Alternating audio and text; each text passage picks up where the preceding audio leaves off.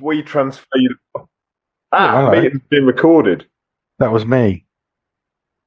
Terry, once I then had to press record at the bottom again. Okay, so I've got a record icon in my top left corner now. So it's been recorded by Andy, so he can send you the files after. Okay, cool. Okay, so then how do I send that? Because we transfer. What's that? Fuck, I do miss the sound engineering stuff, if you can call it that. Mate, how was fatherhood? Shit. Oh, you're asking him, sir? Well, actually, both of you. I knew this would be the case. I don't regret it at all, but I miss, and I would have been quite happy to have just been thinking about myself forever. This will be interesting, Andy. So I've got a question for you, and Martin, you can also answer this one. Do you find having a daughter brings out a different side in you that you didn't even know existed? 100%. 100%. But I've got it from both angles of... well, actually, I've got it from three angles, because I've got one daughter who I'm 99% sure is a lesbian. One daughter who I'm 99% sure isn't a lesbian, and then one son who's upstairs with his girlfriend right now, and I'm sort of mindful of the fucking roof coming through or something.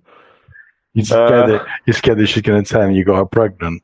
Yeah. I'm going to become a gilf at this point. Is this going in the podcast? I think people want to hear this. No, but if you really think about it, right? But this is where we're at in life, isn't it? Boxing's a part of our lives, but kind of since we first started recording, things have just kind of picked up steam. A lot of changes for all of us. No, I agree. So one of the things I know you put sort of on the agenda bit was about how to get Andy back into boxing. But when you are a parent and your time is split between so many different things, those that don't give you something back and don't appeal to you as much just fall by the wayside. Yeah. Sort of boxing was always more of a priority to me than it was to Andy. To Andy, it was something that he could apply his passion for the sound tech and ultimately getting together with mates on a Sunday. It wasn't because of the boxing necessarily. It could have ended up that we did it about fly fishing or knitting or whatever. On reflection, we probably should have done. On reflection, yeah. I mean, there's a lot less drug gangs involved in fly fishing, I believe. Well, we don't know that. I don't know, but I've not seen any of them on the FBI's top 10 most wanted. A lot of guys fishing without a license. Cost of living is real. The white collar fly fishing scene is unlicensed fly fishing. I see influencers out there, man, and all the proper fly fishers are bitching about them. FTK with their fly fishing base out in Dubai.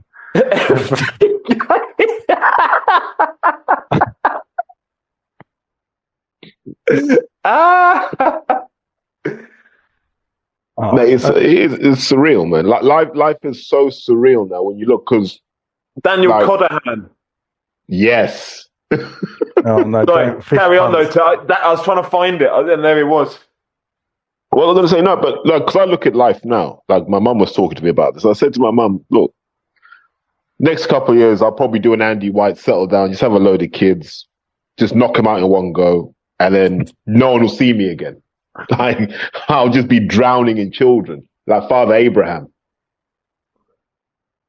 Yeah, but I mean, there comes a point. Oh, right. Sorry, that's the culmination of the plan. I was expecting the rest of it to follow. I was like, nah, that's the plan. Listen, that's all I need right now. That's the step one, and then we see where we go from there.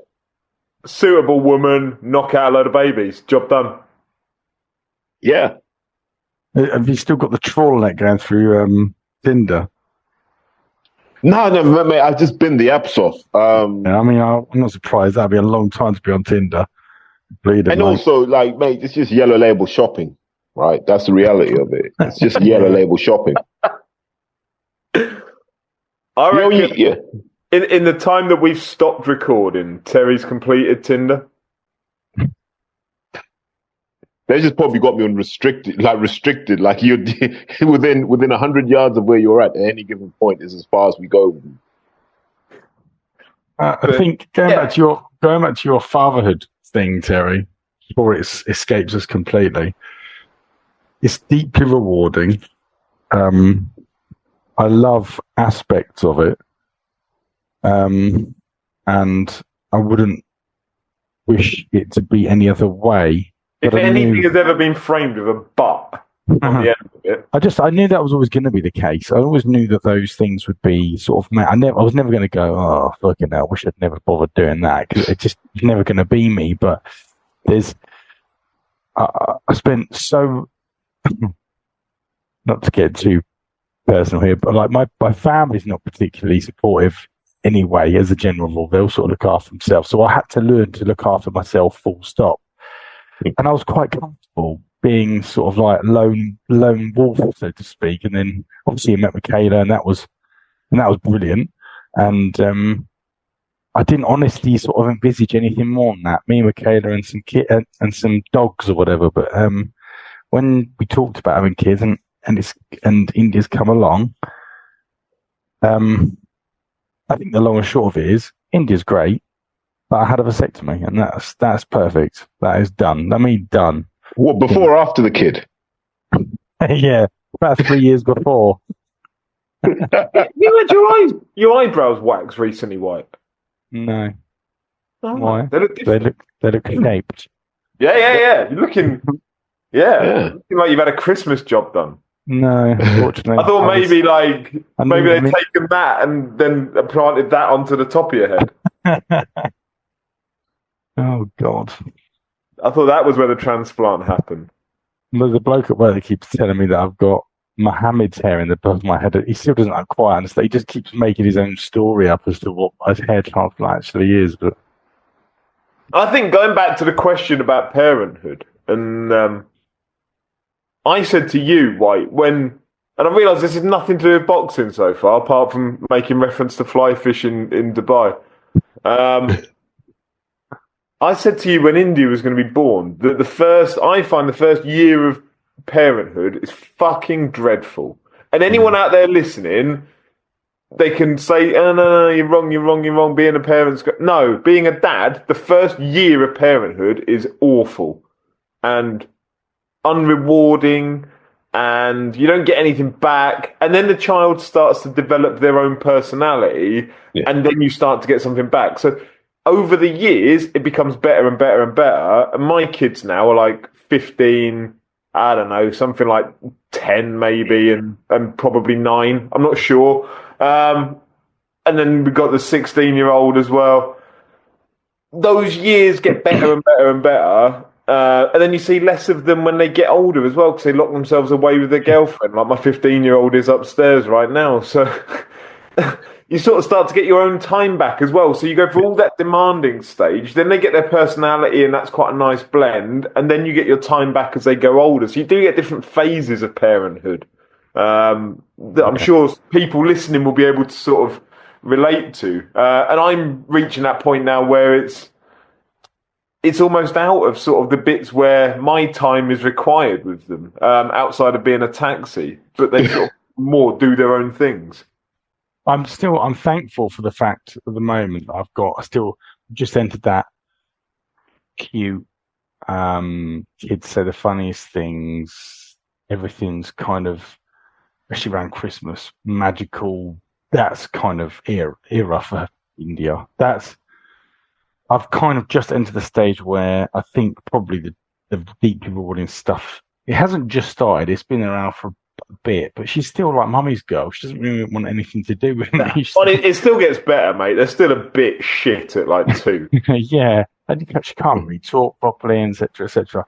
Yeah, I realise I don't want to be too much of a down on it, because it's wonderful. I don't know. I just feel like a need to sort of put a reality check on it. I don't know why I feel like that. Well, there's been a depressive start to a podcast, isn't it? How bad is parenting? Because I remember there was a phase when Winnie had a lot going on with work, and I remember she said to me, "Look, you can work remotely. Can you just help me with the kid?" And I was like, "Cool."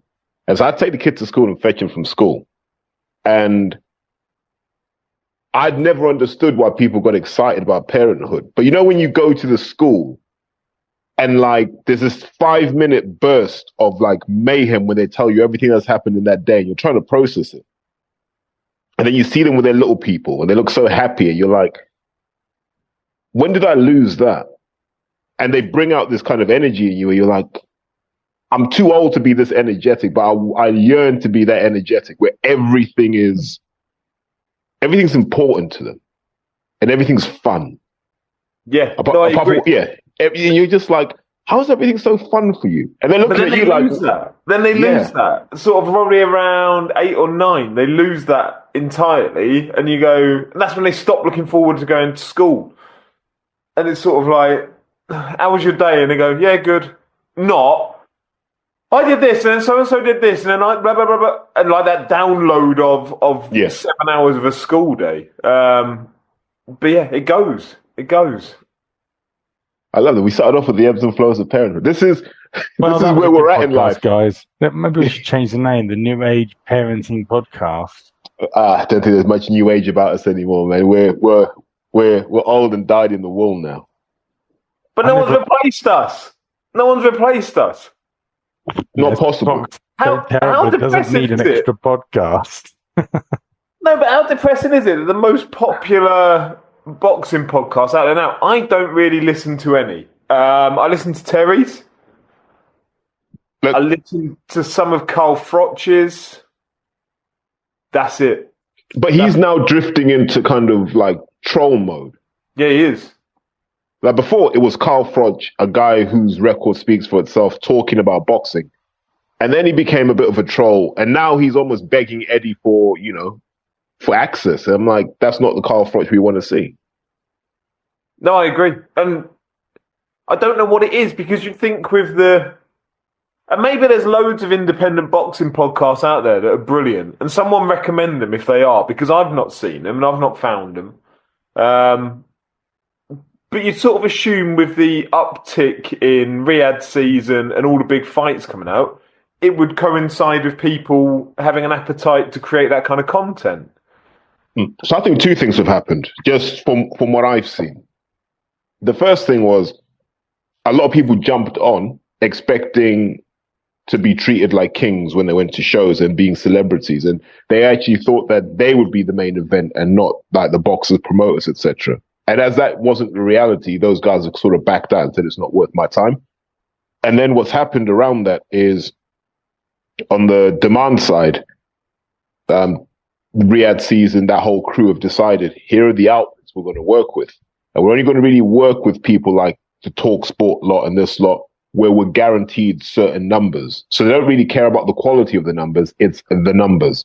And so they work with guys like Simon Jordan and Jim White. And look, Jim White's a great journalist. Simon Jordan is a dick. And well, no, let's call it what it is. Simon Jordan's a dick, doesn't know shit all about boxing. Eddie Hearn was right about him.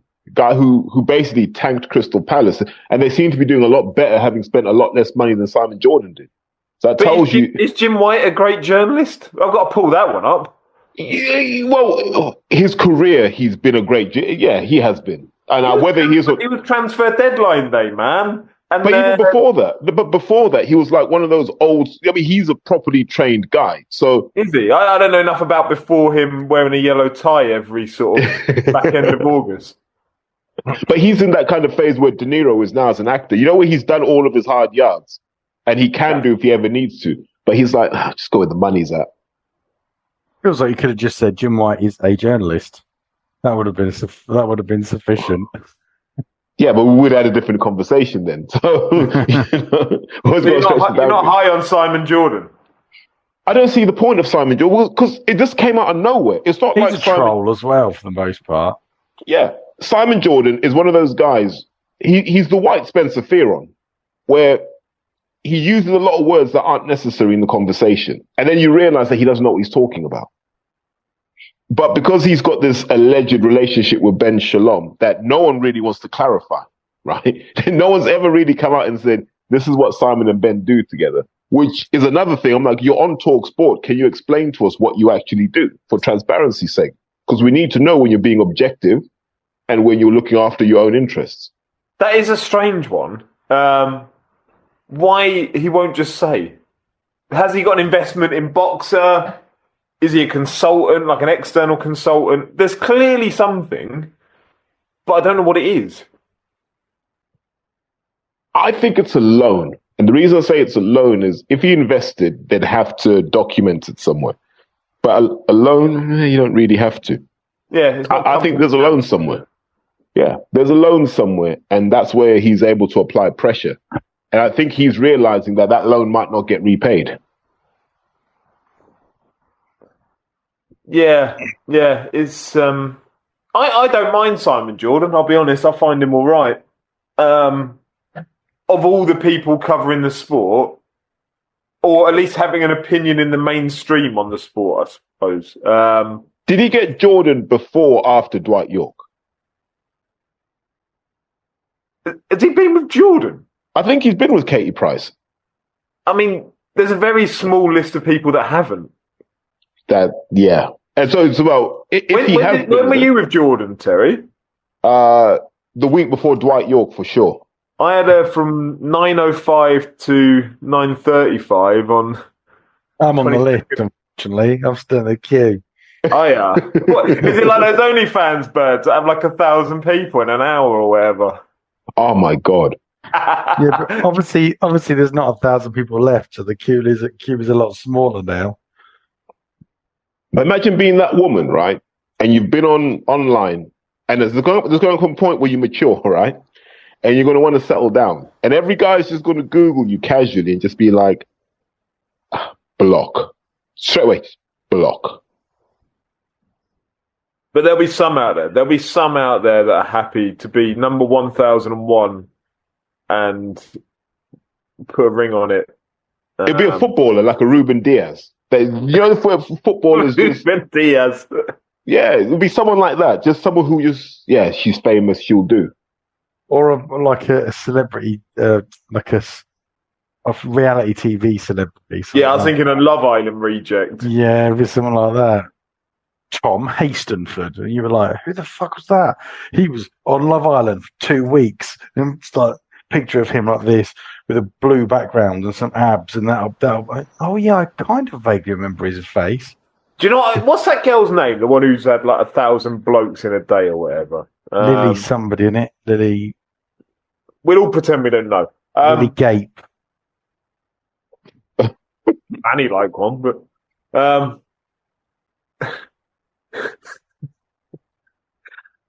wonder if she's had any boxers. Of those 1,000, how many were boxers?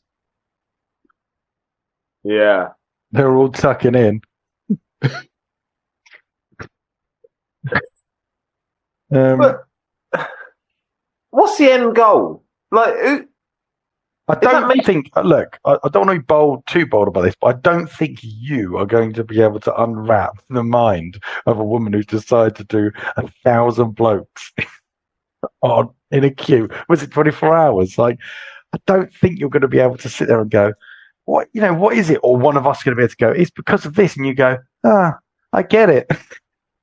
You know what? It's like the female equivalent of, on Top Gear when they'd say, I wonder if we could beat the Eurostar to Paris if we drove an Aston Martin V12 Vantage, whatever it is, I don't know. Vanquish, that was it. I wonder if we could beat the Eurostar if we drove, right? When you just sit there and you come up with these outlandish ideas and you try it. I wonder if she was just sat at home going, I wonder if this body could take being pounded by 1,000 guys. And you're like, oh my word. I love the way that it's phrased. This body. But you know what, right? Because she's a really attractive girl, isn't she? She's a really good-looking girl. There's 1,000 blokes out there that are willingly signing up, even if it means that they are number 1,000 in that queue and they're at the bottom of the stairs going up to the flat on the 6th floor. They'll still sign up to it. Can I say, I'd only want to be number 1 or number 1,000? Because at least then there's some attention on you. Like the first and the last guys will always get the attention. If you don't want to be number 1,000. No. Yeah, well, once it's gone past 10, it doesn't really matter, does it? Dressed like the Zodiac If you Killer. take it from, because I'm guessing young enough blokes, people that are subscribing to OnlyFans, people that are seeing her on Instagram or whatever, are entering that ballot or whatever it was that sort of got you a place in the queue. Ballot. I don't know. But reverse it. Just some like decent looking bloke who's just on Instagram. If you put out there saying, right, I want to shag 1,000 women in a day, imagine what's turning up.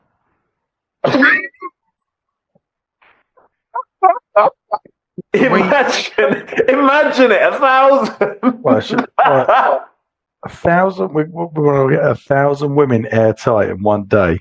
3 of us, absolute smoking hot geezers. Can you imagine? Imagine. No. Can you imagine that? Because as a guy, like, it's a lot harder for us, right? It's a lot harder because we really have to be invested in the situation for it to work, right? So you imagine, number one, awesome. Number two, awesome. And so sequencing these is going to be really, really important because you need the good ones up front. But do you start with the 1 out of 10 or the 10 out of 10 women? What you do is you might be able to fake a couple of performances, but if you get to like number 1,000, it's really not your type. Or Viagra will sponsor the hell out of that because they'll be like proof that this thing can go forever. Maybe this is our next project. Yeah, but you can't. You go first. Man and Viagra. You can't jizz 1,000 times. Mate, it'll just be powder at some point. Like you can't. Don't speak on my behalf. Mate, it'll just be phantom nuts at that point. The steam coming out. Jesus. But yeah, there's no quality control going on, is there? Just everyone's in. Everyone's in. Okay. Well, guys, thanks for that podcast. That was fantastic. We've covered everything we wanted to cover except for boxing. No, you're going to be hosting it, Andy. I'll send you a list of things to talk about. In front of me, actually. And what I was going to ask there's 1,000 women in a day, wasn't on that list. Yeah, there's 11 points, and not one of them is one of what we've spoken about. I was going to sort of approach this maybe as a question and answer thing, because a lot of these things, I don't have a clue. So let's take number 1, for example, 24 review and highlights. Right? What has happened this year? Because I don't know. I wouldn't even know. I mean, Usyk becoming possibly the best boxer in history, or one of the best boxers in history. That's about. I don't really know what else has gone on. But that's not even number 1 on the list, Andy. Right. Well, that's why I phrase it as a question. There's a 6-week period where Ryan Garcia was in a place boxing-wise I have never seen before. Where I've never seen anyone, like the build-up to the Haney fight and the mayhem afterwards. I have never seen. We just got a 10-minute warning.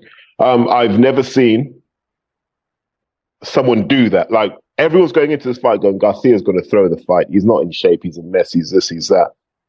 And that first round when he dropped Haney, like, that's probably the biggest oh shit moment that I've seen in a while, where you're like, wow. And then to see him just systematically break Haney down and get the win. And then just the post-fight, just the mayhem. It was the mayhem. And I kept thinking to myself, this guy's going to end up in rehab because I'd never seen it before. And so to rise so high and crash so hard, especially with the failed test for Osterine, I've never seen that before. But it started on a low as well, didn't it? Because you sort of alluded to it then, but the detail of why people thought he was going to throw the fight and why people thought, is it even going to go ahead? Should he be allowed to go ahead? I don't know if you sort of were mindful, conscious of it all, White, at the time. He was out doing like TikTok lives talking about how he was at Bohemian Grove and like he was going to expose all the paedophiles of the world. How he'd been there and how he'd seen what goes on, how he was going to And he was like banging on for ages about child trafficking, paedophilia, all this stuff. Like nothing to do with the fight they had coming up. But it was garnering so much attention. It was getting so many views that people were like, this guy's mad, like literally mad. Or he's going to come out with a whole load of information that's going to like blow the child trafficking world apart. It was Andrew Tate. when Andrew Tate's the voice of reason on a Twitter space, he's like, I don't know if you want to be saying this, Ryan. You're saying a lot right now. They're going to cancel you, Ryan. They'll come for you. That was crazy. And then he just dropped it all. So he goes into the fight, beats Devin Haney, starts getting on like cigars, drinking heavily, and then he says I was drinking heavily before the fight anyway. Fails a drugs test, and then it all it's the lies. If you charted it all out, it starts so low, gets so high during the fight, and then drops so low again post it. And now he's fighting some Japanese kickboxer in an exhibition fight or something. Just bizarre. So, what was the highlight? Was that the fight? Is that what you were alluding to, Terry? For me, the whole thing, that whole time period, like if you just look at what people were saying online in terms of like just sheer confusion and people going, "What the hell's going on here?" That was it for me, because you didn't know if he was just having people on. You didn't know if this guy was really just melting down in front of you, because he's got form for this, right? And you didn't know. And then you're looking at the fight and you're like, there's no way this guy's going to beat Haney. And then he misses weight and you're like, oh, he hasn't trained at all. And then it was that first left hook he threw that dropped Haney. And the whole world went from looking left to looking right going, oh my God. Because you got to remember, people have wanted Haney to lose for a while. So now they see Ryan Garcia doing that, and then they see him being the bully in that fight, and you're like, what's going on here? And so you've got that thing of, oh my God, he's actually going to do this. And then you're kind of buzzing because you weren't expecting that, which is the best kind of boxing, when you're actually surprised by a fight. And then you just see this kind of thing, him on the private jet doing the cigar thing. He's showing up at concerts. He's shadow boxing for Trump. Like he did absolutely everything in a 4-week period. Like he even came to London. Like there was a point where he was just pissed up in London for no reason. And that was your highlight, 2024. That was my highlight. It sounds like someone who virtually everything you brought up was some version of negative, some sort of negative action / being mental. And then in the middle of it, he beats someone in a fight, which was a surprise. Well, you remember these guys are rivals. That was the 7th time they've boxed each other. Jesus they boxed 6 times. So as amateurs, because they were the same age, every year they get into the final against each other. Garcia's got 3 wins. Haney's got 3 wins. And then you've got this one, the first time in the pros that they can actually have a real go at each other. It was like a more intense version of Groves and DeGale. But what could possibly be a better microcosm of boxing than that? Well, yeah, there is that, I suppose. Absolute chaos and carnage for a few weeks beforehand, where you're not entirely sure what's going to happen. A fight that actually delivers quite well, and then chaos and carnage afterwards. Yeah. Somebody on the decline. What about you, Mike? What was your Joshua Dubois? That was my highlight. I was there, so sort of when you get it firsthand, it's it sort of is a spectacle, and it's something more memorable. I was there with Oscar, my lad. Just seeing Dubois and that sort of the verification of Dubois. He'd been sort of emailed a belt that Usyk had dropped, but to actually go out and that passing of the torch almost from Joshua to Dubois, I realise that's not exactly accurate because there's still fury there in the British sort of heavyweight scene. But to see Dubois firsthand do that to Joshua, it was incredible. I thought the card, it didn't deliver, but that's not the fault of sort of Riyadh season. On paper, that card looked excellent. But it was also a breakout night for Hamza Shiraz because Nobody does that to Tyler Denny. No one's ever done that to Tyler Denny. He beat the absolute shit out of Tyler Denny early doors, finished the fight early on a huge card. I thought it was brilliant for Hamza. But yeah, to actually see Dubois dismantle him in that fashion, and then, but to do it in a way that when he walked to the ring, it was like, I think I had so many questions in advance as to whether mentally Dubois could sort of carry the weight of the size of that show, and ring walking through Wembley where Joshua's done it, in stadiums half a dozen times. It's the first time that Dubois got to do it. Would it affect him? Would he? But no, he just looked like... the occasion might get to him.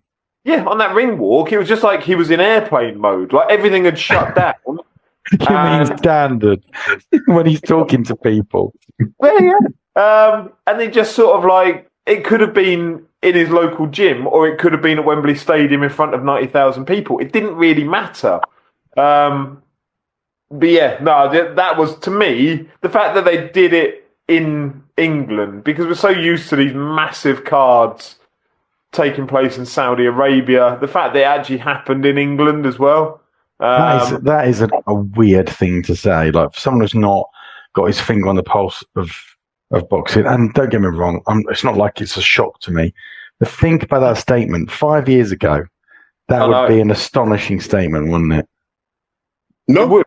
We'll come on to Riyadh season more generally, I guess, but yeah, it's almost like it was a treat. England actually gets a really big fight. 5-6 years ago, that was the norm. The standard. That was boxing, and like or the occasional Vegas. one was in Vegas or Wembley. Yeah. But you see with that fight, I always believed Dubois would beat Joshua. I've always had that feeling, and it wouldn't have mattered when that fight happened, because... What about when they were like two? Well, one would have been born and one wouldn't have been. So, but even the unborn Dubois probably stood a chance. But when something's personal, because if you look historically, Joshua had always had Fury as a target because of kind of how they'd all come up in terms of timing. And then Dubois had always had Joshua as a target because he came just after as well. And so he's always had a chance to observe Joshua, to study Joshua, to be in the ring with Joshua. And he'd always been confident that he'd beat him. He's never been like, it could be close. No, I'll beat him. Beat him now. Has Joshua sacked Ben Davison yet? We don't know, because Joshua hasn't trained. He's still out in Nigeria. He's out in Nigeria, wasn't he? Like shadow boxing the other day. Do you know what he's just enjoying himself. I find. Let's just go on to Joshua for a second. I don't want to put words in your mouth, Terry, but I remember going back some years ago, and this may have been the same for you. I don't remember you arguing it too vociferously, but I sort of remember Terry sort of saying, basically, Joshua is a limited boxer. He's not going to be able to. He's when he had his four belts, I can't remember how many he had. Like, yeah, my interest is less in what happened and in more how it happened. In that Joshua, surely there was a more lucrative market to be sort of harvested by analysing and knowing where Joshua's limitations were and just keeping him in that market for as long as possible. So how did that happen? The Joshua Project, we talked about the Joshua Project a lot on New Age, didn't we? And it was this idea of extracting as much money from boxing fans as possible without exposing AJ to unnecessary risk until you really, really have to. And I'm sure Martin said this. He goes, well, you're going to see AJ run around every kind of second-rate heavyweight with a reputation, and we'll be told that these guys are killers and Joshua will knock them down. And which was so frustrating at the time, especially as you had Wilder there, and all right, Fury at that point was on a bender somewhere, but it was just like, come on, do something. Andy, your question is, why were they selling us a dream when why didn't they see his limitations while they were selling us a dream? They did. They did see his limitations, and that's why we had an absolute sort of a run of second-rate heavyweights, which would have included Jarrell Miller had he not failed his drugs tests. I guess what I'm getting at is that they let it all fall down with Andy Ruiz. But that fell apart by accident. That was never meant to happen. Sort of, he was never meant to be what he was that night. And maybe he just exposed something in Joshua that would have been exposed in time anyway. But the point being, did they, or why were they selling us this dream of something, and did they not know his limitation? I think they did know his limitations, and that's why we had all the fights that we had, rather than the fights that we wanted, like Fury, like Wilder. Yeah. I think there's an additional element as well, isn't there? Where there's a certain amount of delusion in Anthony Joshua, where he believes he's an elite heavyweight. Fair enough as well. Like, you have to anticipate that out of a boxer. Terry, you know enough boxers that are delusional. I do. Yeah, the delusion is healthy, but he also has a lack of understanding of who he is, right? Because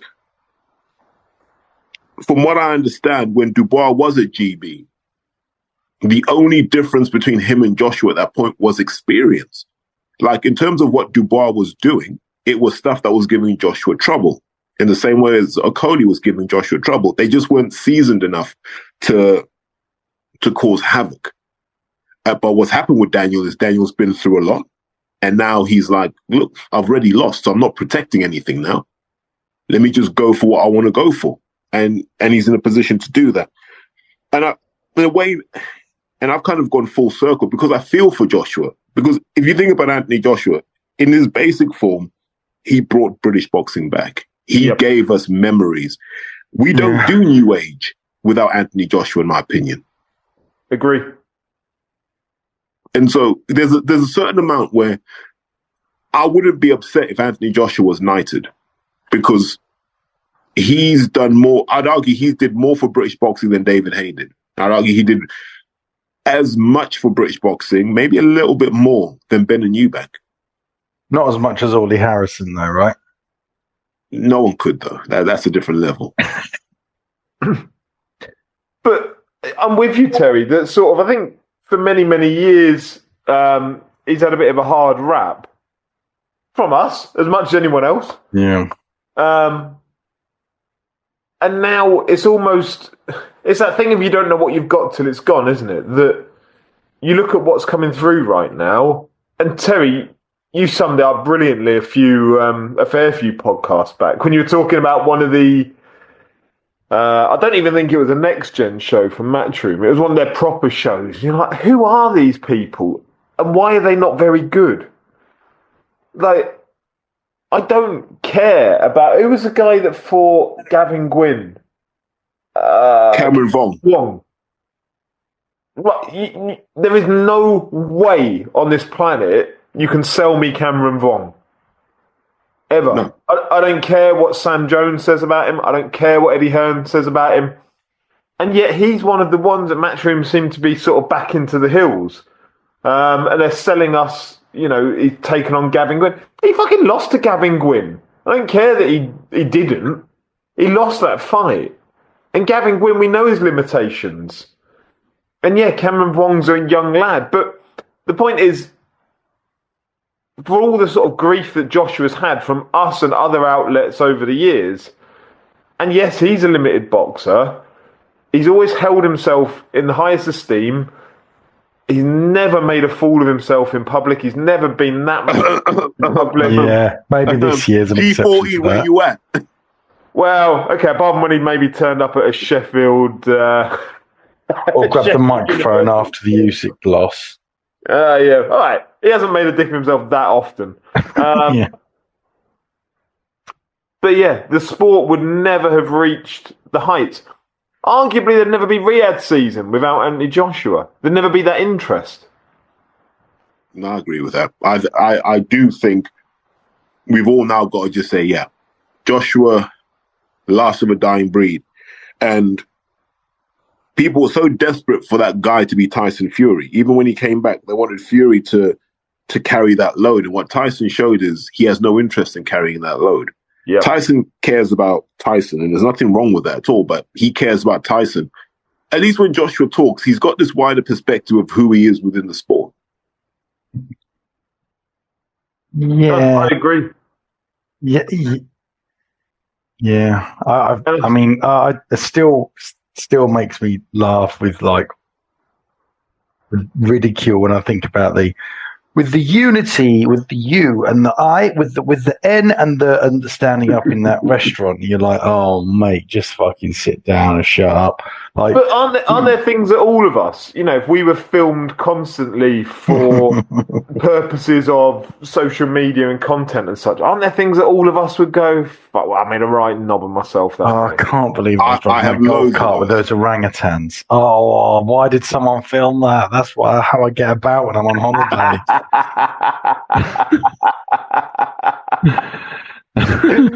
Yeah, that wasn't the best move, but yeah, I do. I get the point. I mean, I feel like he felt like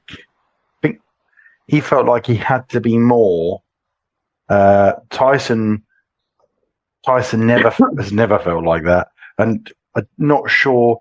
I don't know if there's a bigger point to extract from this by you guys or what, but it always felt like Joshua always thought he had to be more. He had to be more of a representative for his religion, but he didn't want to be overly. Wait, but he's never said what his religion is, has he? Is he not? Okay. Well, I thought he was Muslim and he was quite and he was sort of pretty overt. I think he's kept that quite guarded. I might be wrong. I know he's put sort of posts up now and then of him sort of praying at a temple and what have you, but he's never been explicit about it. Okay. Okay. Well, more than maybe. He was flag bearing, because so many of the boxers, like Big Baby Miller, he sort of converted to Islam, didn't he? Just so that he could get the Riyadh season paycheck.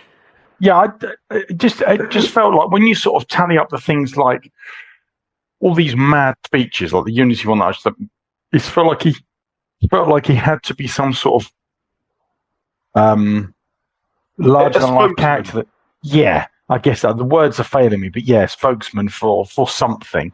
And then when it came to boxing, he was a slugger to begin with, and then he felt like he needed to be a boxer, which I'd like you to unpack this if there's something in this here, but it felt like to me like his trajectory as a boxer was accelerated downwards when he started trying to box when that wasn't his strength. Is there anything in that? He just moved up the levels. Like, there's only so many suckers you can box before broadcasters won't touch your fights.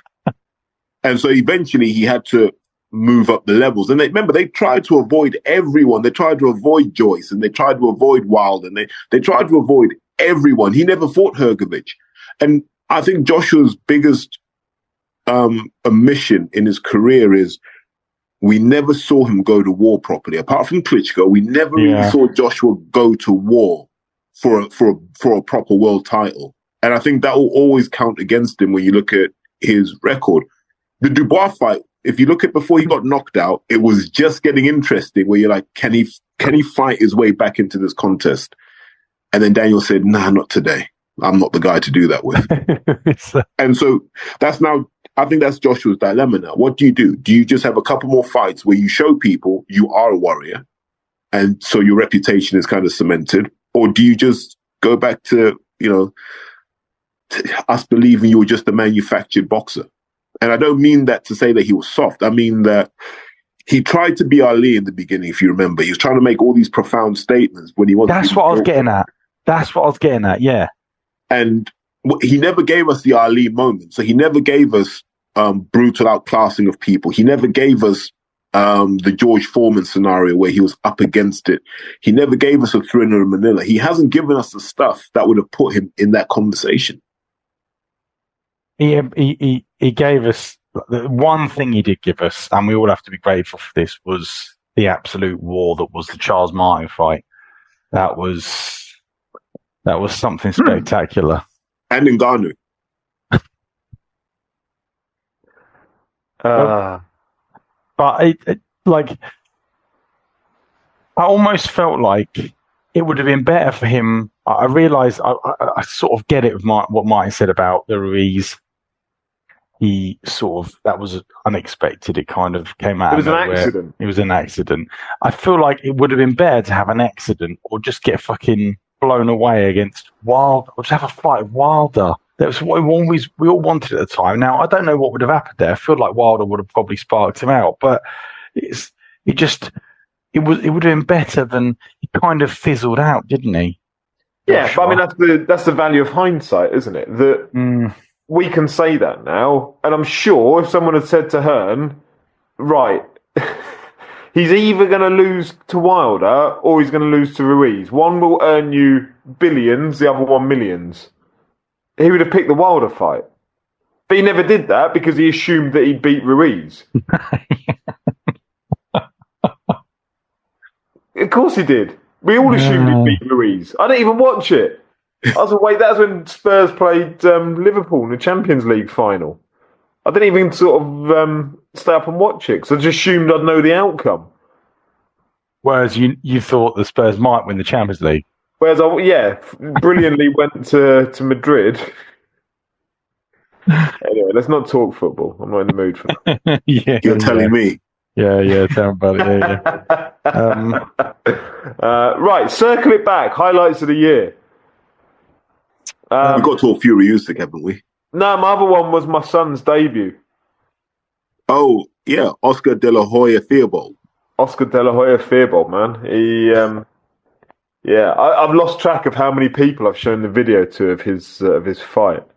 Which, and it goes back to what we were talking about at the beginning of sort of parenting and the challenges of parenting and the rewards of parenting. Like, honestly, I can't tell you how proud I was that day. And Terry, you've coached, I don't know how many hundreds, if not thousands of amateurs, sort of through the ropes, through their debut as an amateur.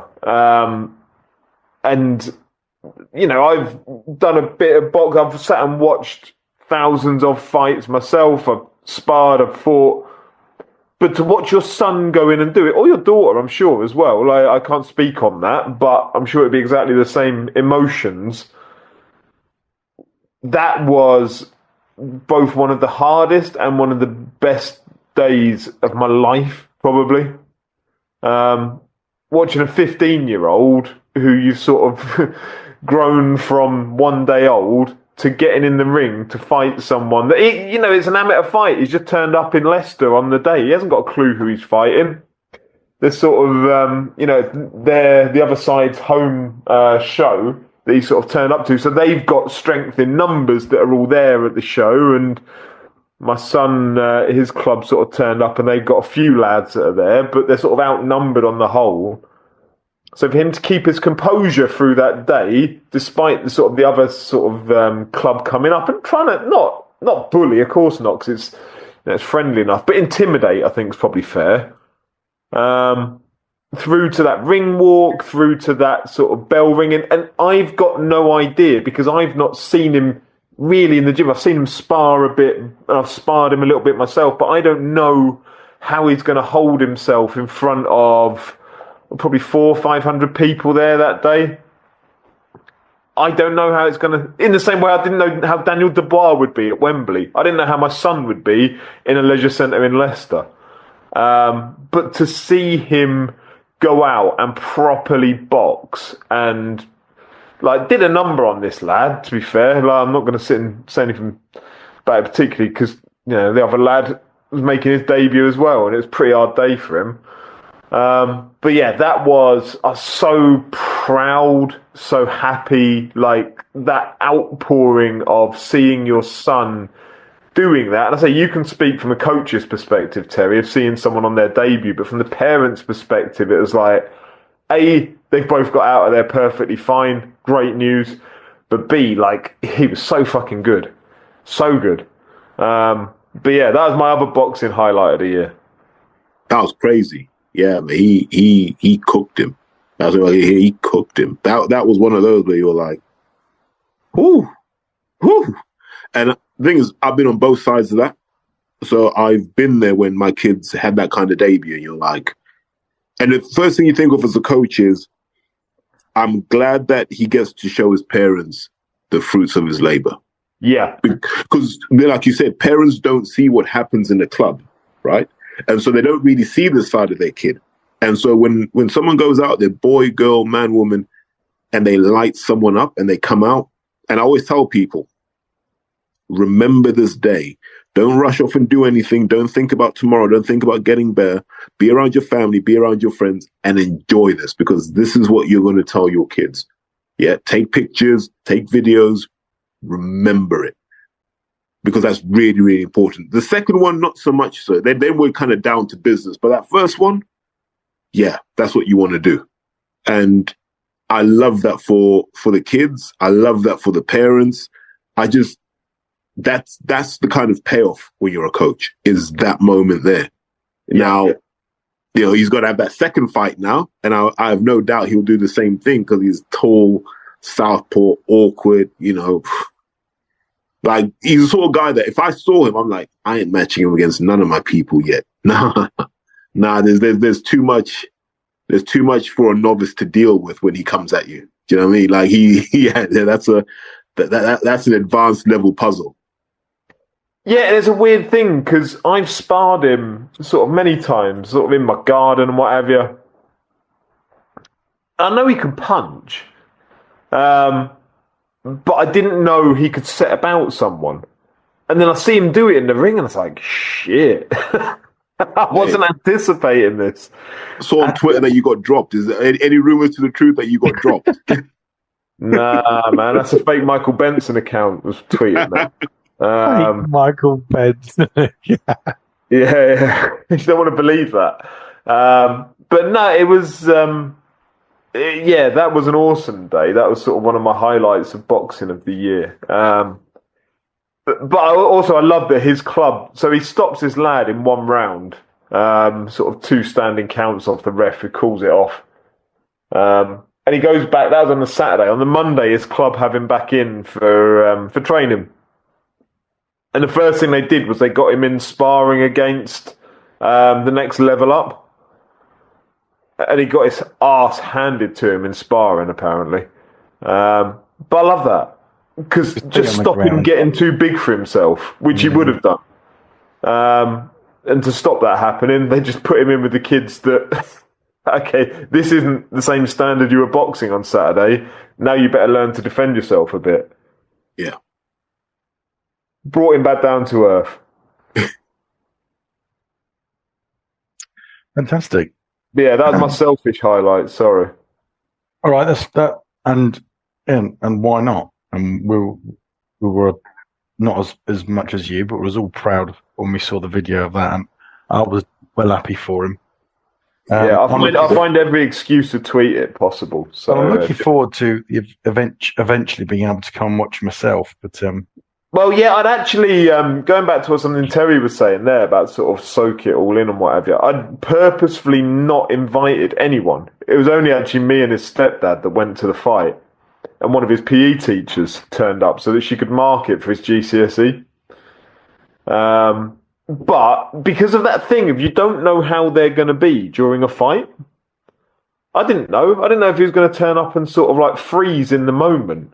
I had no idea. So I sort of said to everybody, don't come along just in case it goes really badly wrong, and he doesn't need that being filmed and put on social media. Like, I can just delete it off my phone if it goes wrong. Whereas if lots of people were there and witness it, I didn't want to expose him to that. And then he goes and hammers some lad in a round. I thought, bollocks, made the wrong choice here. But on a side note, we need to change this, right? I'm against posting amateurs getting knocked out. I really don't like it. And I know people say, look, if I knock someone out, I want to share that with the world. And I'm like, yes, but when it happens to you, then what? And that's what you become known for. Do you know what I mean? So, and it's tough. When that young as well, I'm glad that Oscar won, because, sometimes kids can be cruel. And if they get hold of that video, that's how you become defined in school. And that's why I try and encourage people, look, in the professional game, I don't mind because you're getting paid. But for amateurs, let's not post the knockouts. Yeah, I mean, I'm not deleting my tweets of it, but... No, but that one was fair. No, that was just a fair win. But, like, I'll give you an example. Like, one of our lads in December got ironed out, unfortunately. Just bad luck. But then I saw that, when you see the video, you're like, it's got 100,000 views. And then eventually someone's going to find out who it is. And you're like, I don't want someone to have to live with that so publicly. Yeah. Yeah. And sort of, that is fair. Let us, if we may, sidestep to then, as Terry touched upon earlier, Usyk, Fury. I'm just going to lay it out there. Does anyone want to start? I don't know how I feel about that, because I see people putting Usyk on this pedestal, and I'm like, awesome, great. But if you look at what that win's done, right, we now don't really have a viable Joshua, and we definitely don't have a viable Fury after 2 defeats, in his last 2 fights. So we don't really have a viable heavyweight, because now you look at Usyk, well, who's Usyk going to fight? And the Dubois rematch, potentially, I see that. But outside of that, there's no one really, apart from maybe Bacoli, but Bacoli hasn't earned that right just yet. So when people are making all this fuss about, Usyk did this, I'm like, but what's next now? Like, where's the big money fight now? Yeah. Yeah, I 100% agree. When he won that fight, I was like, oh, bollocks. That for me, that's the heavyweight's dead. But this is the double-edged sword, isn't it? Of where we were criticising Joshua earlier for sort of never having those fights that we wanted, like the Wilder fight, and we always criticised Hearn at the time for not making the fights that we wanted, which was Joshua Wilder. If he'd have made it, like, the problem is now that these fights are being made so frequently. Like, Riyadh Season's done such a good job of funding the sport that these fights are getting burned through, the talent's getting burned through, and there's nothing left at the end of it. Like, Bivol Baturbiev, they're going to have to run it back. They'll run it back, then what? There's no other light heavyweights out there that are established enough that you want the winner to fight. In the same way, we haven't got anyone that we want Usyk to fight because there's nobody established. So although it's great that we've got to see all these fights in quick succession, there hasn't been enough time to build the production line of the next level of talent to come through, if that makes sense. No, it does. It's why we need to ban these rematch clauses. Because if you think about this, had there been no rematch clause in any of these stupid fights, we would have had to have moved on. And so new names would have come into the mix. New attention, we would have spread it out a bit more so that there were some viable options. But if you look at the Fury Usyk story, those two have kind of held the belts prisoner for what, a year and a half, nearly 2 years? Yep. That's what we've had to sit through. Because when did Usyk win both belts? Was it September 2022 or 23? 23, right? Pass. And he won all the belts. No, when he took the belts off Joshua, it was 23, I think. It's got to be 23, yeah. Yeah. And so by the time Usyk fights again, that would have been nearly 2 years of this sorry saga. Had there been no rematch, Usyk might have done the business, and then now we'd be talking about Usyk having fought somebody else. Been off the rematch clauses. Let's just go back to enforcing mandatories and voluntaries the way the IBF used to, instead of just getting paid off. No, I agree. Just a quick one on that. Had Fury won, then all there would be required then would be, there's a third and final match between Usyk and 100%. Fury. Yeah. And then had Fury won the the third fight, then you'd go, then we'd be in the exact same position anyway. So it did feel like to some degree, a natural conclusion to all of that time. It's just that amongst it, you had Wilder, I don't know what happened to Wilder. Wilder seems to fall off a cliff after he lost to Fury. And then you had Joshua, who we just spoken about.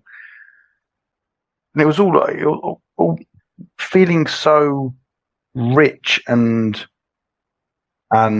vibrant 5-6 years ago. And don't get me wrong, we've had a few good fights, but it just seemed to come to nothing when it was like all of those boxers, like who's the best? Well, Wilder's got that punch and Joshua's got the power, but Fury's got the technique, and then Usyk comes and beats everyone. So that was a bit of a weird narrative arc that seemed to make its way into everything. But it just seemed to, when I sort of zoom out from looking at it, I just think, God, that just was a bit of a fucking mess after all that. It never, like something what you said earlier, Terry, was about we never saw Joshua go to war. I think that's probably what I'm alluding to, is none of these fights were absolute wars. They were just like red tape fights where it's like, oh, look how many punches he landed. Look how many look at what each of the scores were. Like blokes bringing up graphs on fucking Twitter afterwards to demonstrate who won the fights, and you're like, what a load of shit. That is so fucking boring. That's kind of how I sort of feel after all that. After we got all of these blokes, like, who's going to be the toughest guy? Who can generate the most attractive graph of punch landing percentages? Like, bore off. But let's go back, right? If we call this era the New Age era, let's just call it the New Age era. In the New Age era, one of the best heavyweight fights you saw, Tyson Fury and Wilder are involved in them. Whether it's them fighting each other or whoever, they're the guys that delivered for the fans. Yeah. Fury Wilder 1, Fury Wilder 2, even Fury Wilder 3. I think those fights would stand up in terms of entertainment and excitement. They'd stand up in any era. Yeah, I agree with you there. I mean, they are good. They've got knockdowns. They've got drama. They've got fucking egos. They've got fucking great ring walk suits. They've got a lot of positives. They had controversy. Yeah. And then we lost all of that. I agree. I think it's that thing of not having a payoff. But I think that's where boxing falls down generally, though, isn't it? That, I mean, we can think of it all through our time of sort of covering the sport. The biggest payoff, I think, that we probably were privileged enough to sort of live through and see through was Froch Groves. Yeah. That Froch Groves finale at Wembley, that's the biggest sort of thing of our generation, where you had two people that gave you everything in those fights. And they were brilliant fights, and they were brilliant endings, and there wasn't anything left at the end where you thought, if only they'd done something else. No, they did what was asked of them, and then the sport moved on. Yeah. The problem that we're left with now is that Joshua hasn't fought Fury, Joshua hasn't fought Wilder, Usyk hasn't fought Wilder. But we don't want any of those fights particularly now. Yeah. And of course we'd watch Joshua Fury. Of course we would. I'm not stupid. But it's not what it was. No. And whereas Froch Groves was what we wanted it to be. I think that's what frustrates me. Now, I suppose you can always be frustrated with the fights that didn't happen, but for all of the bluster that we got from Joshua and Fury at the time, and then for them to not fight, and then for them to be both busted flushes before they ever fought, it's just like, you guys, come on, how did you manage to miss that open goal? But again, it's that thing of, is it their fault? I'm not convinced it is. So go back, rewind, and that was in the I was thinking about this earlier when we were sort of putting together some agenda items. That was in the glory days of Warren and Hearn being absolute dickheads to one another. And sort of being horrible to one another from a distance. And I think the sport misses some of that. And yeah, it's great that we've got people working together now and, sucking the knob of His Excellency or whatever it is they have to do to get their money. Is that, I think? I think it's that. Sue me if not, I don't know. But yeah. They'll try, mate. They'll try. But, for years we wanted people to work together to make the fights, and now they're working together and they're putting on this falsity around how they're best friends and we should have done this years ago, and you're only doing it because the man has a little bit more money than you have. I've said this plenty of times before. I hate that disingenuous friendship between them that isn't real and is only there because the man is paying them to be friends and he's paying them to hold their hands. The sport misses that genuine bitterness between the two egos. The sport in England misses that genuine bitterness. I'm not saying that you're wrong there, but I go back to that Sports Week interview that Barry Hearn was giving, that they got Frank Warren on, and Barry Hearn ends up hanging up the phone because Frank Warren's at the time trying to get Tyson Fury back into the ring, and Barry Hearn's going, and so he's speculating about a Fury Joshua fight where Fury just come back, and Barry Hearn's like, you got to let these things marinate, and Frank Warren, I can't. There's not much I remember from the interview, other than Frank Warren basically sort of going, look, come on, let's get him in the ring together, let's fight, and Barry Hearn getting a fucking paddy on, and then just sort of gives up the conversation, terminates the interview, etc., etc. And then Fury directed his attention to Wilder. So now I appreciate if Joshua, if at that point in time, Barry and therefore Eddie and Frank Warren had got together and decided they were going to make Joshua versus Fury, we would have never got the Wilder fights. Yeah, but who's to say Joshua Fury wouldn't be better? I don't know if they would or they wouldn't, but what the sport lacks in this moment, to me, domestically, is, I think, again, it's one of those things maybe we didn't appreciate as much or enough at the time, is that you need those figureheads, because Hearn and Warren are more famous than all of their boxers outside of maybe Joshua and Fury. They figurehead, they spearhead their companies. Yeah. And we miss them. Not for Joshua Fury, you wouldn't have needed them for that, but you need them for everything else. Those Matchroom versus Queensberry shows, if you took Hearn and Warren out of it, no one gives a fuck about any of the people on there. And that's just a fact. I would struggle to have any argument against that. What the sport missed was finding that middle ground where you could have the rivalry, but also make the fight.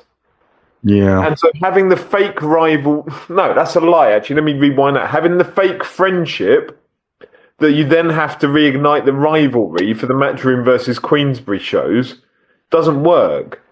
And having that fake friendship doesn't work.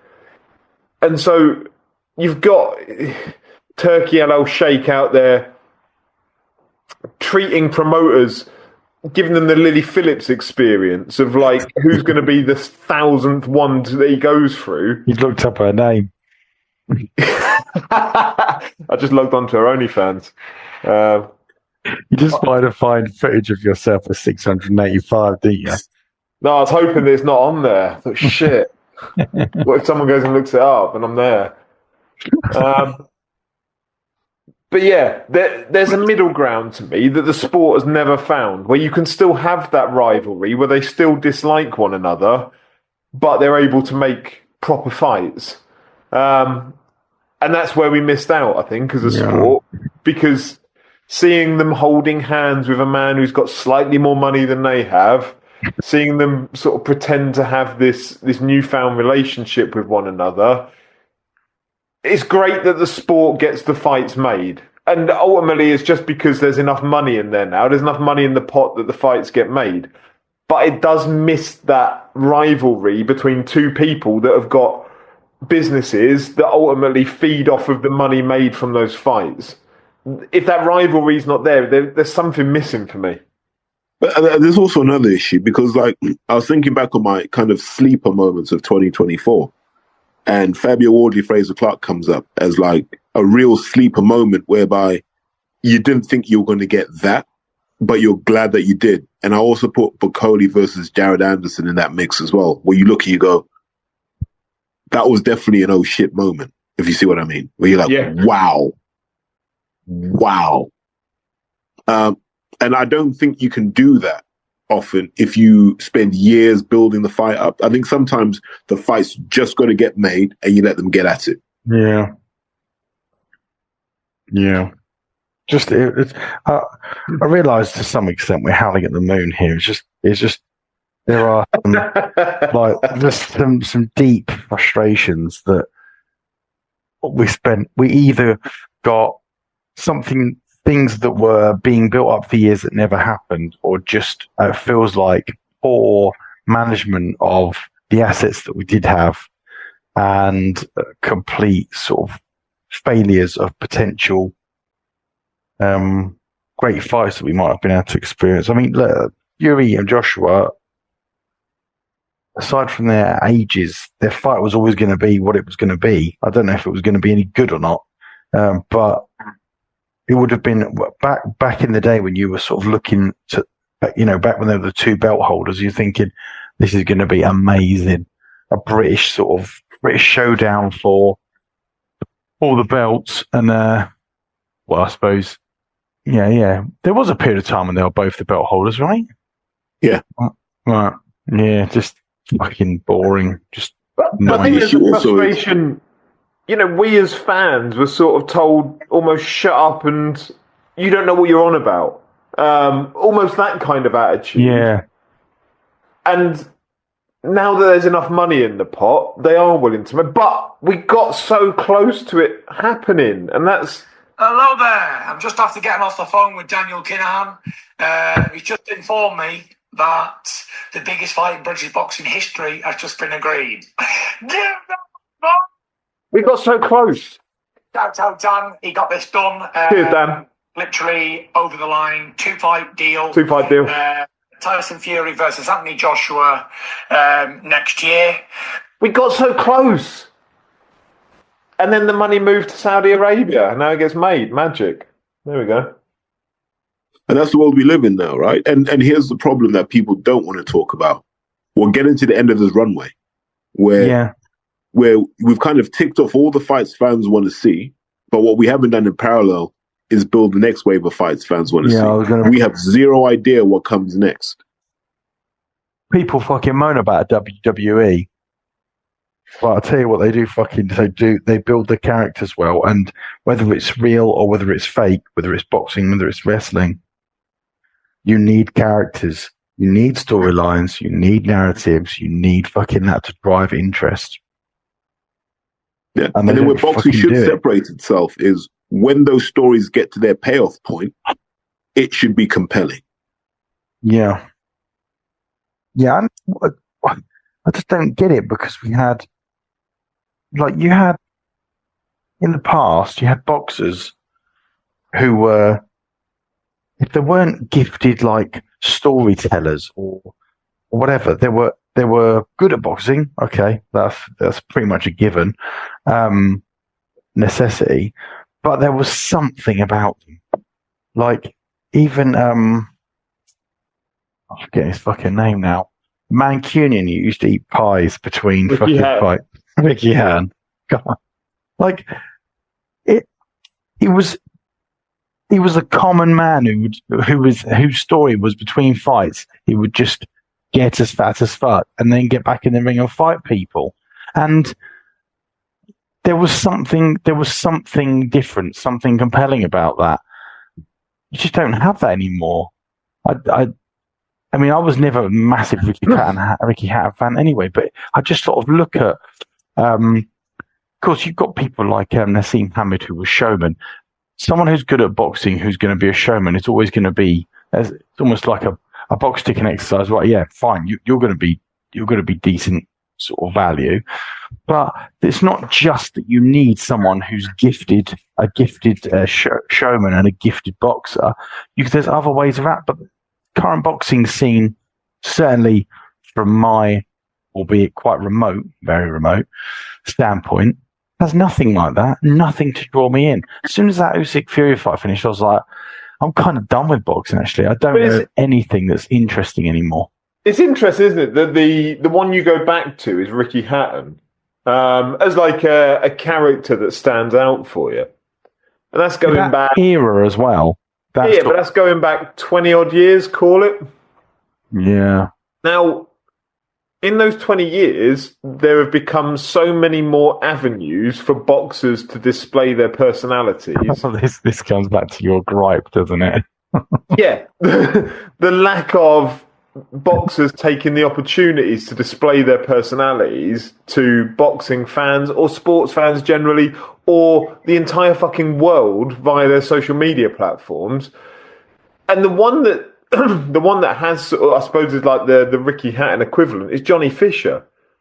There was Josh Warrington before him, who sort of built up his fan base, just going around sort of Leeds pubs and what have you, selling tickets there. But even then, I'd question the overall legitimacy of that, because why didn't that Josh Warrington fan base continue through to the end of his career if it was that big throughout it? There's a part of me that sort of queries some of that, but Johnny Fisher, and granted, some of that's because of his dad just being a fat fuck who goes around sort of dodging diabetes, dodge obesity. But at least there's that personality side of it that you see with him, and you think, all right, it seems like a reasonable enough bloke. He's limited in the ring, as Dave Allen sort of highlighted. But at least he's showing off his personality and his family's personality. But do you know what, Mark? I think social media is a gift and a curse. And I use the example of Ben Whittaker, right? Ben, Olympic silver medalist. So Ben's he's no mug when it comes to boxing, right? He's good. But because he was showy and he had the leopard print Adidas top on and, he was confident, people wanted him to fail. And so we moan that there are no personalities, but there's a large chunk of boxing that subscribes to the doctrine of envy.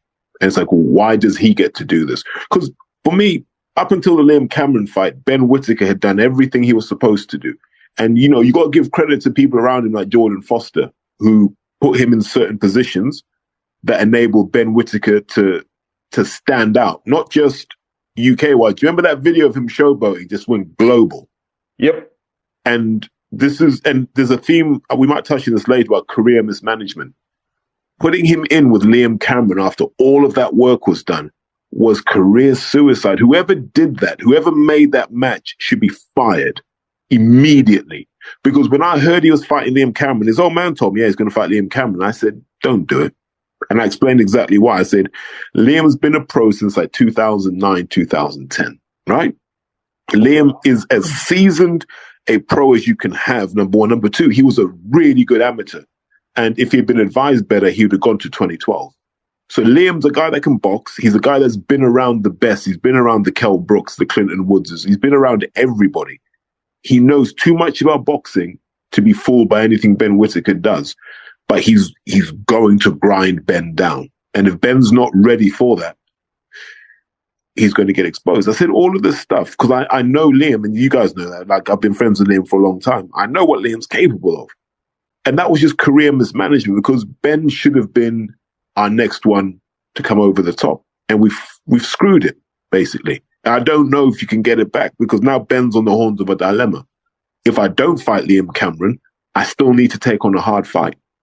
So I can't go back down to doing 6-rounders and doing that. I can't go back and rebuild.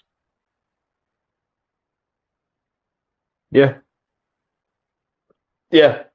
I say the overall point, White, around your thing around personalities, that's still my frustration all these years on from when we were recording frequently, is lack of engagement from boxers. And the other one being lack of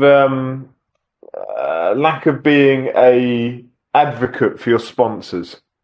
Do you think that Drives me mad. something when you said about blessing and a curse, Terry? I wonder if I haven't really thought about it. I've just thought this on the fly after you said it, but do you think there is a certain amount of, in the past, when boxers had sparse amounts of time to interact with the public, be that post and pre-match conferences and interviews and stuff, and then the occasional interview on a TV station weeks before a fight, and they would be someone like Chris Eubank who you listen to and you go, oh, this guy's fucking mad, or he's funny, or whatever.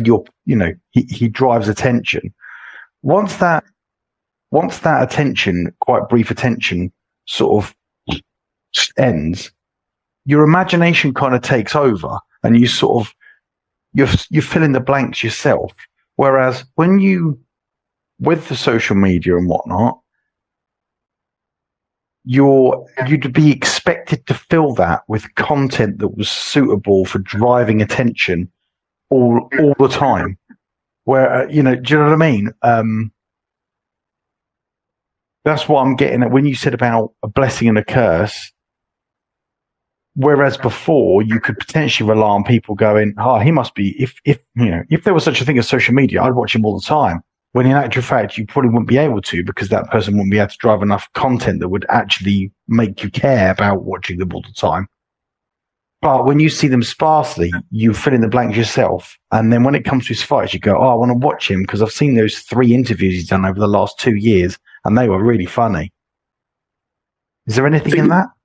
I think it's really about building an audience. We can use ourselves as an example. We never knew at the beginning who our audience would be, but we put out content that had a point of view, and we were consistent in our points of view. And we ended up building a tribe of people, a community of people who enjoyed what we did. And some have stayed with boxing, some haven't, which is a shame, but they all look back on that time fondly. And so it's really about building an audience. And I tell boxers this all the time. I'm like, if you appeal to a boxing audience, you're basically trying to drink out of a well that every other boxer is pissed in, right? So you need to look beyond that. You need to start going, well, what else am I interested in? It might be chess. Cool. Let me start making content that lands in that chess world. The boxing world will take care of itself because I've got promoters and there'll be other people on that card. But if I can grow this kind of chess audience, if I can grow this dog breeding audience, maybe I can convert some of those. But if you're just trying to grow in the boxing space, like everyone's there. It's like that Lily Phillips scenario. Everyone's in the queue. Or old Lily Phillips. It's true. But also there's the element of consistency as well. And it's not just posting stuff when you've got a fight coming up. It's posting stuff in between your fights. You know who's doing it well? Yusuf Kamari. Yes. Yeah. Yusuf Kamari, Jerome Stay Ready Campbell, 2 guys when I look at their social media, in different ways, it's engaging. So Jerome's now kind of trying to lean into the music thing. Well, good luck to him in that. And then Yusuf's got that kind of humorous take on boxing. A little bit of food content in there as well. But there's enough variety that I'm not going to just scroll on. I'm going to stop and have a little read. Okay, this is what he's doing. Cool, move on. But there are other boxers where it's another roadwork video. It's another post-sparring video. Yeah, look what I'm eating, chicken and rice. And it's like, wow, how gripping. Yeah. Right, what are we moving on to, White? Give us a new topic. Right, we'll move on to our actual agenda. Right, we've done 2024 review and highlights. Unless you've got anything to add to that, that's point one. So I hope that's a no. Point two is Brad Paul's Denzel Bentley. That was the other highlight. But Terry covered that extensively on his podcast. So, but yeah, a personal one. Riyadh season. Do you have anything more to talk about with that? And you've sort of touched on it. I don't know what you wanted to talk about. No, just that I find it funny where the money dried up before when, certain promotional managerial bodies died a death very quickly, and then where the money's ended up in boxing, which parts of the world. But that'll always be my own personal amusement. But it's also this thing of, we don't talk, and we should also lament the death of US boxing, because whatever we want to say about the Americans, those big Vegas nights felt special in a way that Riyadh season doesn't. And they can make as many trailers as they want, and they can do as many CGI, all that stuff. And the first time you see it, it's great. But deep down, you know that on Saturday night, there's going to be no sound in that audience. You're going to hear the corners talking. You're going to hear the punches landing. There's going to be no sense of anticipation, excitement, nothing. Whereas if that was Vegas, you know exactly what you'd get. But we understand what's happened now, right? Like, you can't get a lot of those Brits on a plane to Las Vegas right now. Can I just ask a quick question now? I don't know if my memories are playing tricks on me here. When they started fighting out in Saudi Arabia, were the main events kicking off a lot earlier, and then they learned, and then they kicked them back until just start at 10 p.m. in Europe? Or I might not remembering that correctly. They always No, I don't think so. I had the weird, what I thought was a memory. They might have come forward an hour or so. I thought they were main events were starting at 8, something like that, and I'm thinking... No. So the first real big one out there was the Fury and Ngannou one. And that was a later one. Right, okay, yeah, so it is a load of bollocks. All right, fair enough. But yeah, Terry's point that he was just making there about the sort of... the fact that, there will be people in the sport that can't go to Las Vegas. And, where was the money in boxing being stored before? And now the sport is taking place, out in Saudi Arabia. Those Saudi Arabian cards, the boxing, brilliant. I will never, ever agree with anyone that says those cards aren't damaged by the lack of atmosphere. I think boxing needs that atmosphere. It's almost like Riyadh season should be shipping fans in from, I don't know, the US, the UK, wherever it may be, depending on who's fighting, to make that atmosphere more palatable for the TV audience. Imagine how, in the grand scheme of things, the cost of everything, that would be such a minuscule cost. When they could even charter flights and charter fans in. 100%, because as Terry said, look at those movie trailers that they make for the fights. The production costs of those would be more than shipping in 1,500 fans from around the world that really want to be there and would really make a better atmosphere and a better TV product. And yeah, of course the fights are what we care about, but nobody can tell me they wouldn't have a better TV product if they had a better fan base there, that were engaged with it, that cared about it, that made the atmosphere. Sort of Riyadh season's great, the money's great, it makes the fights we want to see. It's not perfect. It's like watching boxing in lockdown. It is. Yeah. It's like watching it in Eddie's garden again, isn't it? Yeah. Just like, God. Yeah, just like Eddie's just a load of rich people sat around the ring. Holding hands. That's the new innovation I do like, though. I quite enjoy that because you can see the discomfort. Now, I wonder if he deliberately keeps his palms sweaty as well. Waiting to see what they've got to suck afterwards. Right. How far can he push it? I reckon he pushes it right the way in. Right. Just number 3 on the list is DAZN Monopoly, Eddie, Frank, Golden Boy, potentially Aram. Yeah, so it was just sort of an observation, because we've got coming into this year now, Frank Warren's coming off of BT Sport. He's going on to DAZN. The rumour is that Bob Arum's going to take Top Rank, put them onto DAZN. You've already got Golden Boy, you've already got Matchroom on there. DAZN are sort of heading towards this monopoly almost of major boxing providers. Now you've got PBC working with Amazon, but there's such a limited output that PBC have got that it's almost, as it stands, unless it changes, almost an irrelevance. It's just sort of one pay-per-view show every sort of 2 or 3 months with nothing in between. Sky, we don't know what's going on with that. So Shalom's contract is up this year with Sky. I think that's fairly well known. Whether they'll carry on with him or find another provider, what does Shalom do? But as it stands, this year you could end up with both Sky and TNT Sports walking away from boxing. You could end up with Golden Boy and Top Rank both being on DAZN, Warren Hearn being on DAZN, and you end up almost with a monopoly of it on DAZN, which I don't know if that's a good or bad thing, really. I know, Terry, you touched on it in one of your episodes, talking about your sort of, it'll become a survival of the fittest scenario, and there's not enough weekends for all of those promoters to be putting shows on, so then you'll start sort of having to put some on a Wednesday night, say, and then it'll be you start to get an idea of who's the favoured promoters in that scenario. So I don't know whether it's a good or a bad thing. Yeah, if you look at what's happened, football's killed every other sport because the cost of securing rights goes up every 3 years, whatever the deal is.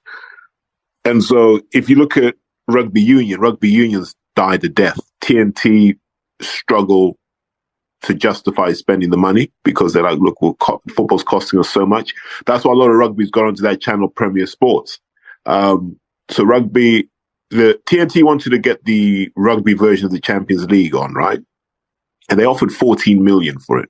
14 million they offered for it. Those guys said no. And in the end, they sold it to Premier Sports for 6 million. So that's the cost of sports rights if you're not football. So if you then look at Sky, they pay the most for football, I think.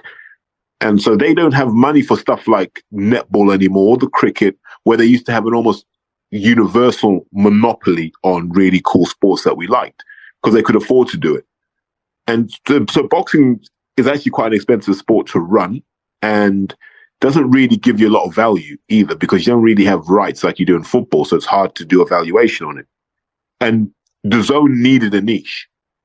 And so it's all kind of working together where people are like, well, we just won't do boxing and we'll put minority sports on here and we can just do that. Like, I don't know, korfball and parkour and all those sorts of things, which cost you nothing to show on there. And so DAZN will become this monopoly because don't forget we've got Izzy and GBM on there. We've got TM14 on there. Everyone is going to be on DAZN. And when you see the Saudis taking a stake in DAZN, you know that these guys are onto something. Because I wouldn't be surprised if Oscar and Bob also buy into this. And so the deal then becomes, we're all shareholders in this company. It's in our interest to grow this valuation so that when we exit, we're all richer for it. And I think that's the big sell and that's the big play that's going to happen with DAZN.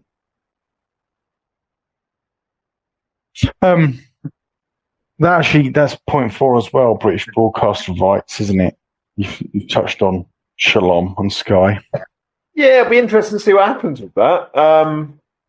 I think it's probably fair to say it hasn't gone well with Boxer being the sole provider on Sky Sports. The Sky Sports product has been not very good. And whether that's down to stable building, whether it's down to promotion, whether it's down to scheduling, whether it's down to budget, I don't know. But it's not been a good enough output. And again, we'll hark back to, we used to give Eddie plenty of shit when we were running, regularly. But it was an awful lot better than what we've got now. And we're in such decline of a product that when you look at, again, I'll say that one that Terry did recently, talking about the upcoming Callum Simpson versus I can't even remember who it is for the British title.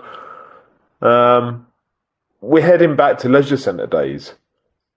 So they've got to me, they either have to change their provider or step away and take a break from boxing, because I don't think they can carry on with what they've got, because I don't know, it just looks like a poor quality of product. I think you're right, Terry. There's definitely something in that. Just the gravitational pull of football for all the money, where there's nothing else to go around, is there? No. And so every football fan will agree with the statement. We are oversaturated when it comes to football. Oh, yeah. Like, we can't watch all the games. I think especially as you get older with more responsibilities, I can't watch all the games. I don't know what games are important because they've spread them out. Before you knew that, you'd get loads of games on a Saturday and a big one on a Sunday. Now, I don't know if the big game's on a Thursday, a Friday, a Saturday, a Sunday, or a Monday. We've got the one coming up next week. We've got the North London Derby next Wednesday at 7:30. On the same night, there's like 3 other matches on a Wednesday night. Yeah. And then there's games on the Tuesday and the Thursday as well. Yeah. I mean, thank fuck that I can watch something else apart from Spurs get pumped by Arsenal. But also think about this, Mark. Lily Allen highlight. No, when do I? Yeah. So football's just basically taking every available slot. Yeah. And that's the frustration I've got at the moment, is that it's taking every available slot, and you can't get other sports in, and most people like other sports. And boxing's a victim of this. Whoever thought at Sky it would be a really good idea to do a deal with a promoter that had no stable needs dragging out and like dealt with Putin style, because that still confuses me. Like, there's still no real stable at Boxer. No. And the stable that exists isn't well managed. Like, I don't know who the top people are at Boxer. Like, who are the Boxer fighters we should be getting behind? I have no idea. I didn't like what they did with Zach Chelly. You give the British champion 8 weeks to prepare for a fight that you've already told Callum Simpson he's going to get. So he knew in advance from the rumors I hear. He had a 3 or 4 week advantage. The British champion has to fight away from home. And then there's no kind of comeback plan in case, the British champion loses. And I was like, I know there may have been some managerial things behind the scenes, but even that, like, come on, you're a promoter. And you've got a kid in Zach Chelly who, for whatever you want to say about Zach's a guy you'll always sit up and watch because he'll give his best. And when I saw that, I said, this is what happens when you've essentially got your mates doing stuff in your business and they're not boxing people. It's strange to say about that stable situation. You could give them a pass after like 3 months and say, okay, like maybe they're to step in at short notice, fulfill this contract, and build a stable while they do it. But we're 2 years into it, and there's still no stable. What are you doing? I don't understand. Like, they occasionally roll out Natasha Jonas, they occasionally roll out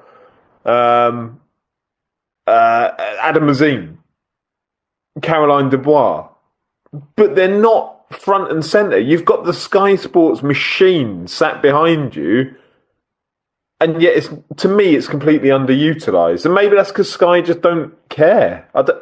That's sort of how it feels like from the outside looking in.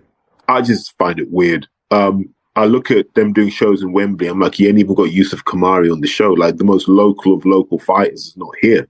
Like, he's in the arena. You know when like you go to a Wembley show and Yusuf's actually watching the fights, but why isn't he boxing? Yeah. And this is what happens when you have people in your organization that don't understand the game. I reckon you could go to, if you look at Steve Goodman, right? You could get, to give you credible TV shows, I reckon you could pull Yusuf Kamari off there. Ahmed Hatim, if he's still with Steve, you could pull him off there. Kay Prosper is viable. Yassiel Gaynor. These are guys who will give you entertaining fights. I'm not saying they're world beaters, but you can put them on a show and they will deliver. Carl Greaves is in the same situation. He's got kids like Leon Woodstock. Woodstock can deliver. I don't know if Tyler Rivers is still unbeaten. He's probably lost a couple now. Brad Goldsmith. You can go all the way across the country. These small hall guys have people who are good enough to be seen on TV. They may not be world beaters, but they're better than what we're seeing. Like, they had that Drago guy. Oh, Steve Robinson. Like, everyone who had seen him in the amateurs was like, how is he on TV? Yeah.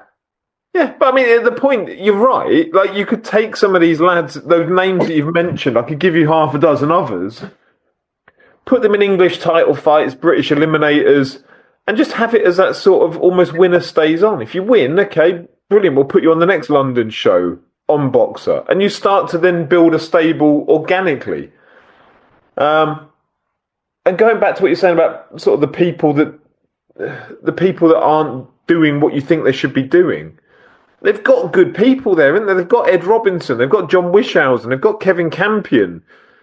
I can't believe those three people sit there going, this is good enough. I can't. So is it a budgetary issue? Is it a leadership issue sort of coming from above? Is it a Shalom issue? I don't know, but it's just the product isn't good enough. When you look at those names involved, I struggle to see how it is the standard that it is. And if they just walk away from it for a while, you can kind of understand that. Yeah, I understand that. If they just said, look, boxing, it's not working right now. We might come back to this, but it's not working. Yeah. I'd get that. Yeah. 2025 predictions. Do you want to do that at the end? Yeah. No, okay. Terry, you wanted to talk about how fan-created content has changed. I think we touched on that earlier, and I'll probably run this till the meeting kicks me out anyway. But if we go back to 2016, you had channels, right? And you had channels that had a bit of it had momentum. People were flocking of all ages, to be honest, right? You had Boxing Social, you had Seconds Out, you had Behind the Gloves, you had IFL. You had channels, and then you had things like Fight Talk, and you had the up and coming guys. What the young boys like Harley Marshall and that were doing. You had loads of people doing stuff, and it was a great way. It was a great bridge between the fans and kind of mainstream boxing, right? And what's happened over time, and I don't know the genesis of it, but people have just kind of just drifted away, and there isn't a new generation of kids that have come through to kind of carry that load. And then those who are young enough are just looking at Misfits and going, that's really what I want to see. I just want to see tear-ups. I don't care how skillful they are. I just want to see tear-ups and people getting splattered. So there's a young lady I talked to, love it, like Carla Jade, and she's one of the Misfits belt holders at the moment. And she's getting more traction as a Misfits boxer than your mainstream boxers are, because their outlet is just set up for traction. Boxing is not set up for traction. I look at the stuff that I do, and obviously I get these numbers, and my best outlet for like generating attention is still Facebook. Why? Because the boxing audience is aging. It's not getting any younger. So it's Facebook, and it's people, you see them, and they've got kids in the picture and all sorts, obviously their own children, but they've got kids in the pictures and all that sort of stuff. And I look at that and I go, you're not getting young people excited. I go into my gym. The young kids aren't really watching a lot of boxing. Like, I have to nudge them to watch boxing. Why? Well, there were two reasons. One, most boxing is inaccessible to kids. Yep. Because it's either getting drowned out by other sports, it's behind a paywall, and generally kids don't talk boxing at school, right? They just don't. There's some demographic things like lack of dads and stuff, but generally these young kids not getting exposed to boxing early enough for them to love it. And that's becoming a problem. So you're not going to create content about a sport you don't love. The second thing is boxing is so niche now.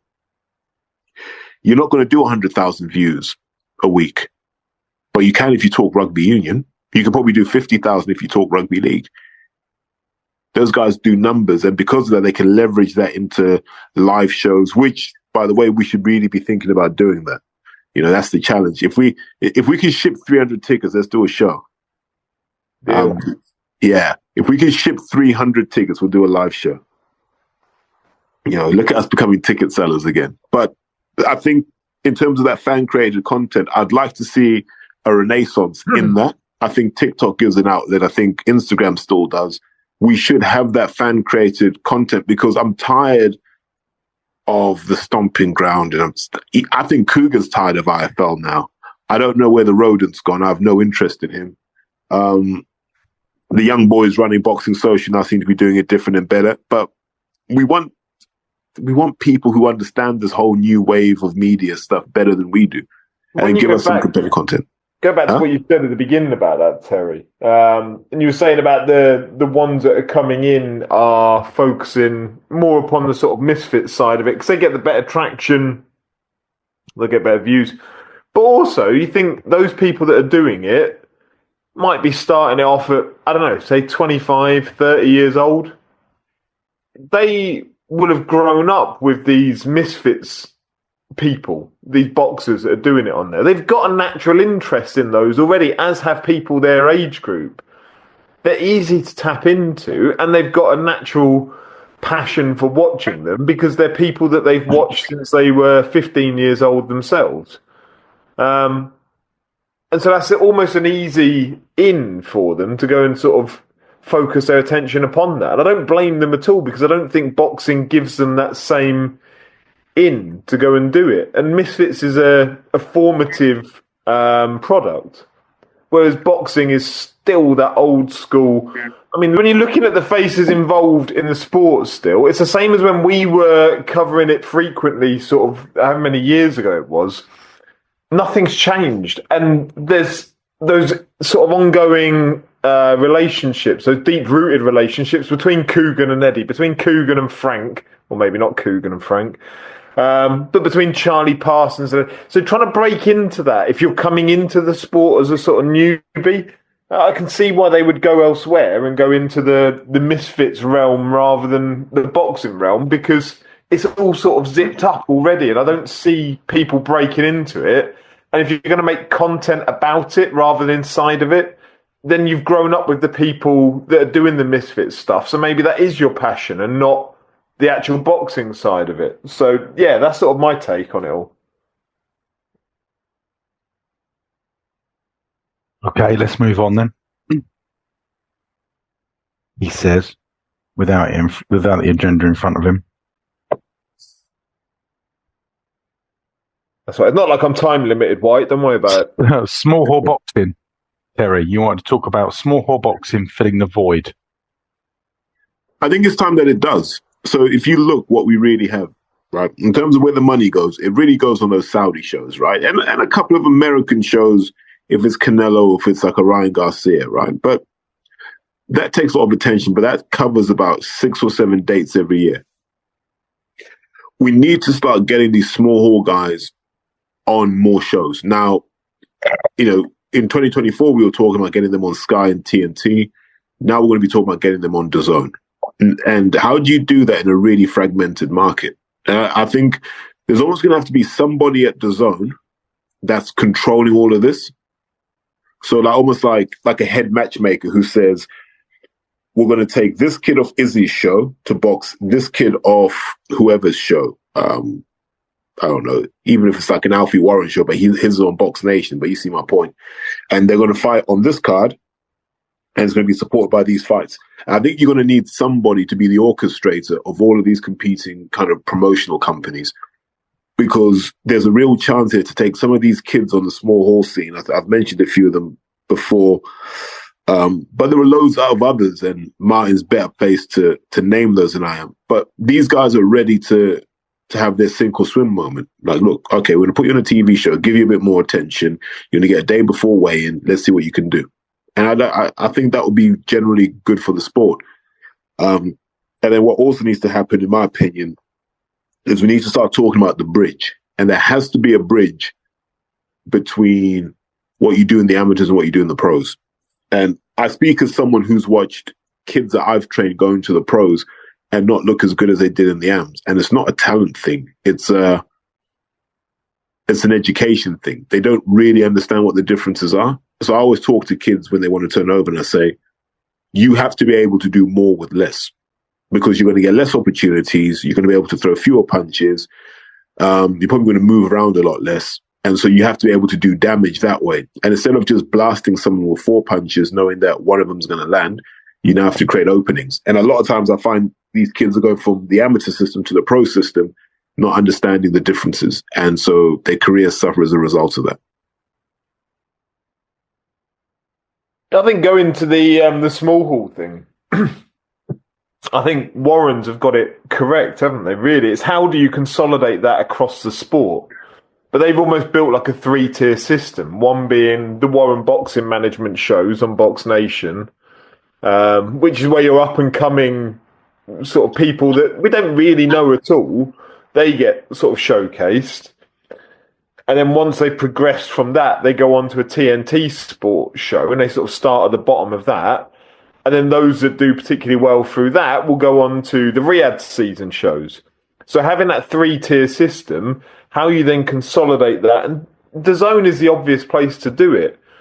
I've never really understood why DAZN haven't invested in small hall promote. I know they've got Izzy, but why stop there? Why not have your other ones? I know they do a bit of top tier as well.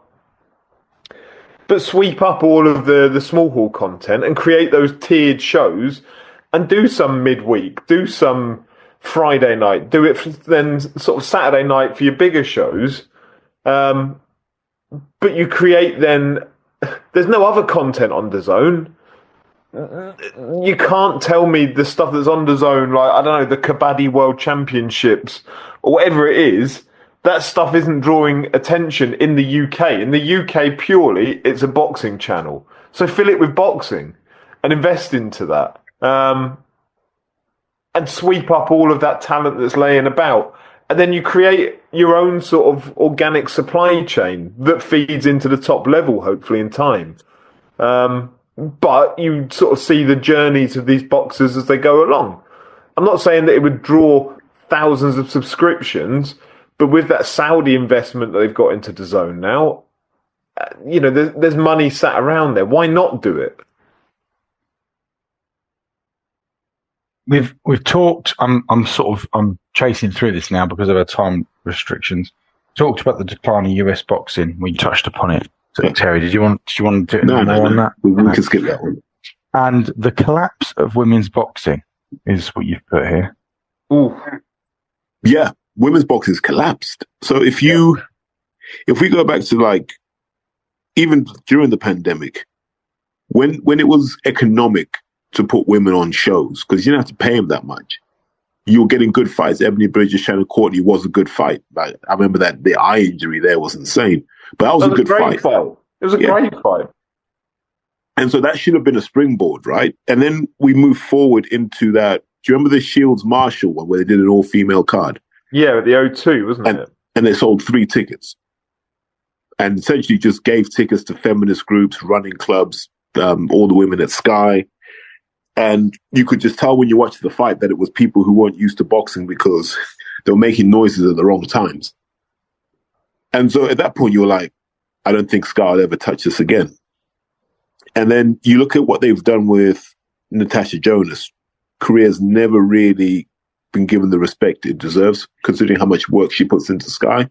You see how they've kind of butchered Chantal Cameron's career. Sandy Ryan's been hit and miss. And out of all of that, look, Clarissa Shields has kind of completed women's boxing, right? And she's just kind of floating around now, wondering what she can do with herself. And for me, when I look at women's boxing, there are a handful who I look at and I'm just really impressed by. Ellie Scotney will always be that for me, just because I know her personally. But I look at Hannah Rankin. Hannah Rankin's like, I've done all I need to do in boxing. I'm off to go and do this bare knuckle thing now, which is the definition of insanity, but I love it. And I watch it now and I go, in 2025, what women's fights do we want to see? And there's only one, isn't there? Jonas versus Katie Taylor, both ride off into the sunset afterwards. There isn't another women's fight that a broad base of boxing fans are interested in seeing. No one wants to see Serrano Taylor again. That's just people in the media telling you it's the greatest fight of all time. It wasn't.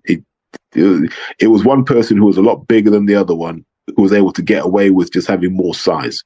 Let Katie Taylor fight Natasha Jonas, and let's see if she can be that same Katie Taylor. I agree, but I mean, there's so much talent that's sort of left on the table. Like Lauren Parker, and sort of I know Lauren, so I'll have a biased view of her. But anyone that's ever been to York Hall or up in Sheffield and seen Lauren fight, she's never ever in a bad fight, and she's been EBU champion. She's sort of lit up York Hall on nights where like Steve Goodwin's put on lots of title fights on his Boxmania ones. Lauren has been the highlight of those fights. And she hasn't really had an opportunity on a mainstream broadcaster. And I'd still sort of hazard a guess that those fights would be cheaper to put on if you put on her Commonwealth title fight, European title fight. They'd still be cheaper to put on than the majority of the men's ones. But it just seemed like that appetite has gone. And maybe it was the Marshall Shields sort of all-female one at the O2, that maybe that sort of was the death knell of women's boxing in the UK, sort of as a mainstream product, because it just didn't sell. That Crazy. Sort of feels like the canary in the mine element. Yeah, because I still look and go, where's Emma Dolan? Like, Emma Dolan shows up, right? Performs of her life, beating Shannon Ryan, and then you're like, okay, Eddie, you always say winner stays on. Where's Emma Dolan? Yeah. Yeah, well, she could fight Lauren Parker. That'd be a cracking fight. 100%. I think that's been mandated for the Commonwealth, maybe. I don't know, one of the titles. But yeah, it's. I genuinely think that Shields Marshall one is sort of. It was almost a test, and it failed. For whatever reason, I don't necessarily think it's the product, because that was a good fight. Women's fights can be really good, entertaining fights. They've got that niche of those 2-minute rounds. Every Natasha Jonas fight you ever watch is a good fight. But it doesn't seem like there's going to be any more investment in the foreseeable. Maybe it's because that talent pool is so small. When you end up with, like Terry Harper sort of jumps up and down like 3-4 weight divisions because that talent pool is so small and can just become a world champion. Who is it she beat? The girl from Manchester? Raven Parker? No, the one from the one that Crawler trains. I can't remember her name. But she was a world like WBO champion in about 6 fights while also being a pharmacist or something. It was. But that sort of sums up the problem with the sport, doesn't it? Yeah, Nina Hughes can't get a fight. Like it's a mess. That's the way I can drive it. It's a mess, and you're seeing women just go, I can't be bothered anymore. Just gonna go and get a normal job. But I think that's because the sport tried to be accelerated. And I don't blame women in boxing for this whatsoever. I blame the broadcasters, the promoters, whoever it may be, that tried to accelerate a sport that wasn't in a position to be sustainable. And so you burn through all of the interesting fights within like a couple of years without having the opportunity to build up then the next generation of boxers coming through. Unlike male sport, unlike male boxing, which is in a rich vein of... Well, we're seeing it now, aren't we? Riyadh season's burning up all the fights that we want to see, and then we're left with Cameron Vuong. Go back to the point we made earlier. A grander experiment, which is exactly the same problem, just on a macro scale. Yeah, and like they haven't found that middle ground. Haven't found the same way of saying we haven't found the middle ground about Warren and Hearn being both adversaries and allies. The sport hasn't found that middle ground of making the fights you want, but in a patient enough manner, or investing in the grassroots to bring through, and the middle part of the sport. Yeah, through people that need the platform, or you need them as much as they need you. Yeah, correct. Well, the only other thing you asked, Terry, was what would get me back into boxing, and I'm assuming you're using me as a poster child for casuals. So I mean you. Well, I made a list, and it was 3 things, just to sort of. But one would be fewer legal cases be that drugs or contract negotiations. Like, I'm not particularly precious about drugs, but either what fucking bores me is someone testing positive and then spending 2 years trying to fucking either clear their name or actually they are guilty, or no, because they didn't take a fucking left bollock semen test, so therefore I could still be innocent. No, I'm bored of all that shit. It's been going on for too long, for fucking years now. Contract negotiations, lump them in with that. Boring.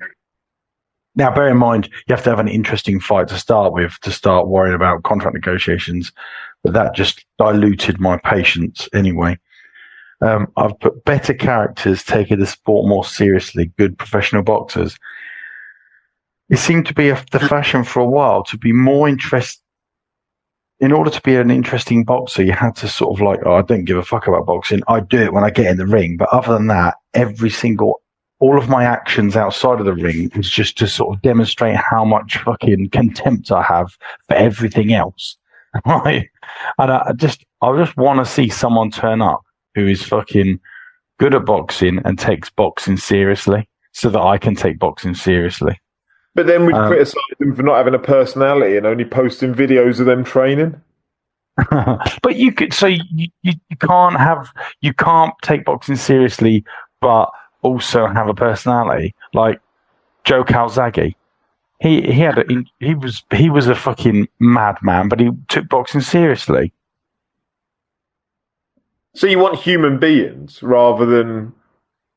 I just don't want people who their MO seems to be. I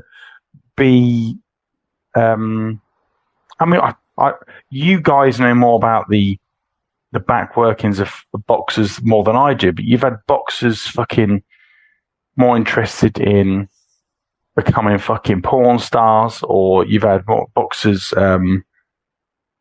like Val Venus. Just everything on the back end was always about this, like, just this disregard for being a boxer. I mean, don't get me wrong. This flies directly in the face of someone like Ricky Hatton, who would just, like, as soon as his fight was over, as I mentioned him earlier. But just like, it would be nice for at least a few people to come through and actually give boxing the, like, I don't know enough about him, but like Andre Ward, for example, what was he like was he a model professional fucking boxer? Yeah. Yeah. And that's what he struck me as. And so people like that, and they come through and you go, oh, it's like, I don't know. If that point isn't across, maybe I haven't thought about it enough, or it's going to take me too long to form it. I think what you're saying, Andy, is be serious about your job, right? And your job isn't just to jump in the ring and box. That's your payoff. That's your reward. Your job is to train hard. Your job is to build interest in your career and your fight. And your interest is to engage with the fans, to give them an experience. And the payoff for all of that is that you get to fight. Now, on a promoter's show where you signed a contract, it's a little bit different. But it's probably more important when you're a small hall guy and you've got to shift 100 tickets. You can't just be showing up when it's time to sell tickets. You've got to be serious about all the other elements that make you a good professional boxer, because essentially you're your own business. I'll go back to that consistency thing earlier. And sort of the stark contrast that I find at the moment is Luke Littler in the darts. So, I mean, yeah, he's a phenomenon in that he was 16 years old last year. He's 17 years old as a world champion. That isn't going to happen in boxing. I understand that. But as a darts player, you're doing, he won like 9 professional tournaments this year. And the 10th was the world championship. He presumably participated in many more. I'm not really that sort of invested in it to know. But if you're a darts fan, you would have seen Luke Littler. If you went to these events, you'd have seen Luke Littler at least once a month doing his job. Yeah. In boxing, we see them once every 4 months, 5 months doing their job. So what are you doing to make us invested in you in your job for the rest of that time? And that's why Luke Littler becomes like sports person, or runner up in the sports personality of the year last year, is that he is a phenomenon, but he's also there and he's accessible enough and he's available enough, but he's also demonstrating enough what he does in his job, as well as being extremely talented at it. But why wasn't Tyson Fury in that list of sports personality of the year? Because the homeless want their money.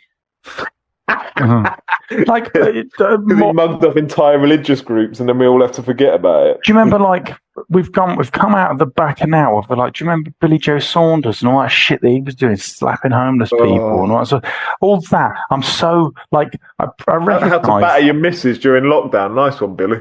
Yeah, I recognise that potentially I'm poisoning the view of I've got a poisoned view of all boxers from a handful of things that I can bring to mind right now. But it's just been that those feel like the most high profile things that boxing's who has been a model professional that's come through and actually been a good boxer in that time. There just seems to be a stark contrast between those and the ones that have been good boxers and not really taking it as seriously, or not being able to draw up as much interest, or whatever. I'm just tired of those people that just like, yeah, fuck you lot, I'm a boxer. Like, but I'll go back to Anthony Joshua, what we said about him earlier.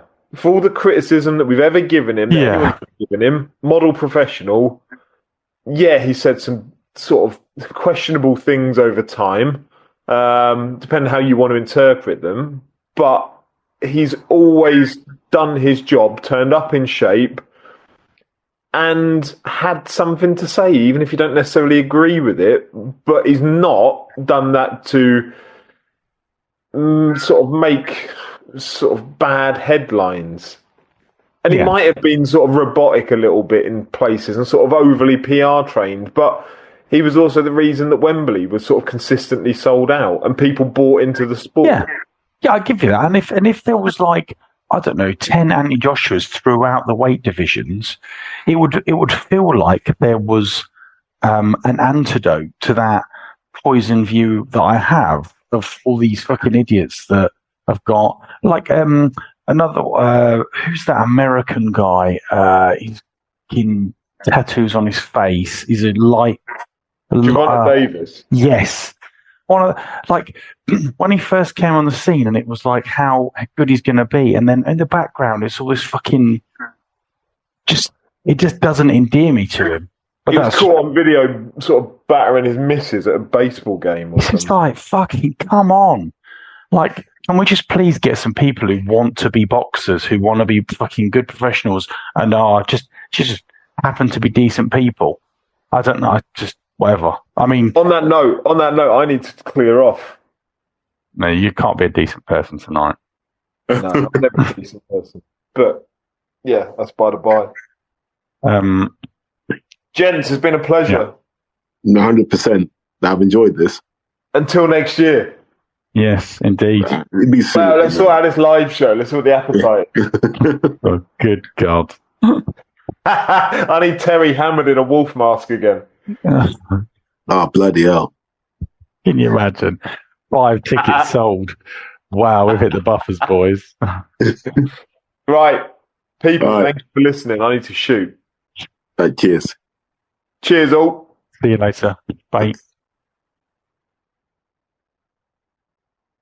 You still there? I'm still here. Should we finish this off? Yeah. Okay, so my third and final point was fewer titles. Make winning them mean something. And we've just spent the last 6 or 7 years hearing about the IBO. Nobody gives a fuck about it. Still nobody gives a fuck about it. Why are they trying to introduce... I know why. I know there are people that have their own agendas, but nobody gives a fuck. Can we just have the titles meaning something, as opposed to just a fucking... I mean, you've not only have you had the IBO being forced down our throats by Eubank Jr. and Joshua, but Fury talking about the ring belt and the fucking linear title. It's just like,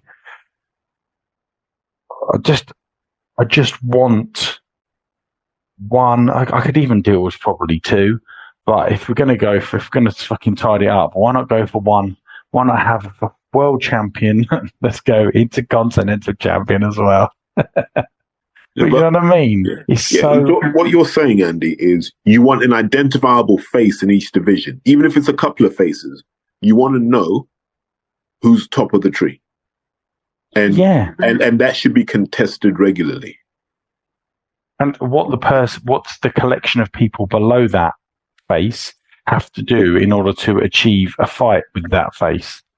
Yeah. The problem we have is every month they do these rankings. Yeah. And so you'll have your rankings, and let's just say someone like Joseph Parker is number 4 in the IBF. I don't know what he actually is, but we'll say he's number 4 in the IBF, right? Your assumption is if he doesn't lose, he should have dropped down. And then the next month you'll see him, he's in 7th. You're like, but he was 4th last month. What's happened? And it's those sorts of things that are frustrating because the rankings should work. So you should know, okay, this guy's got the IBF. The person he's got to fight next is him. Right. And if this new guy wins, he goes to the top, then the other guy's got to build his way back up. And then you fight the next guy and the next guy, and nobody jumps the rankings.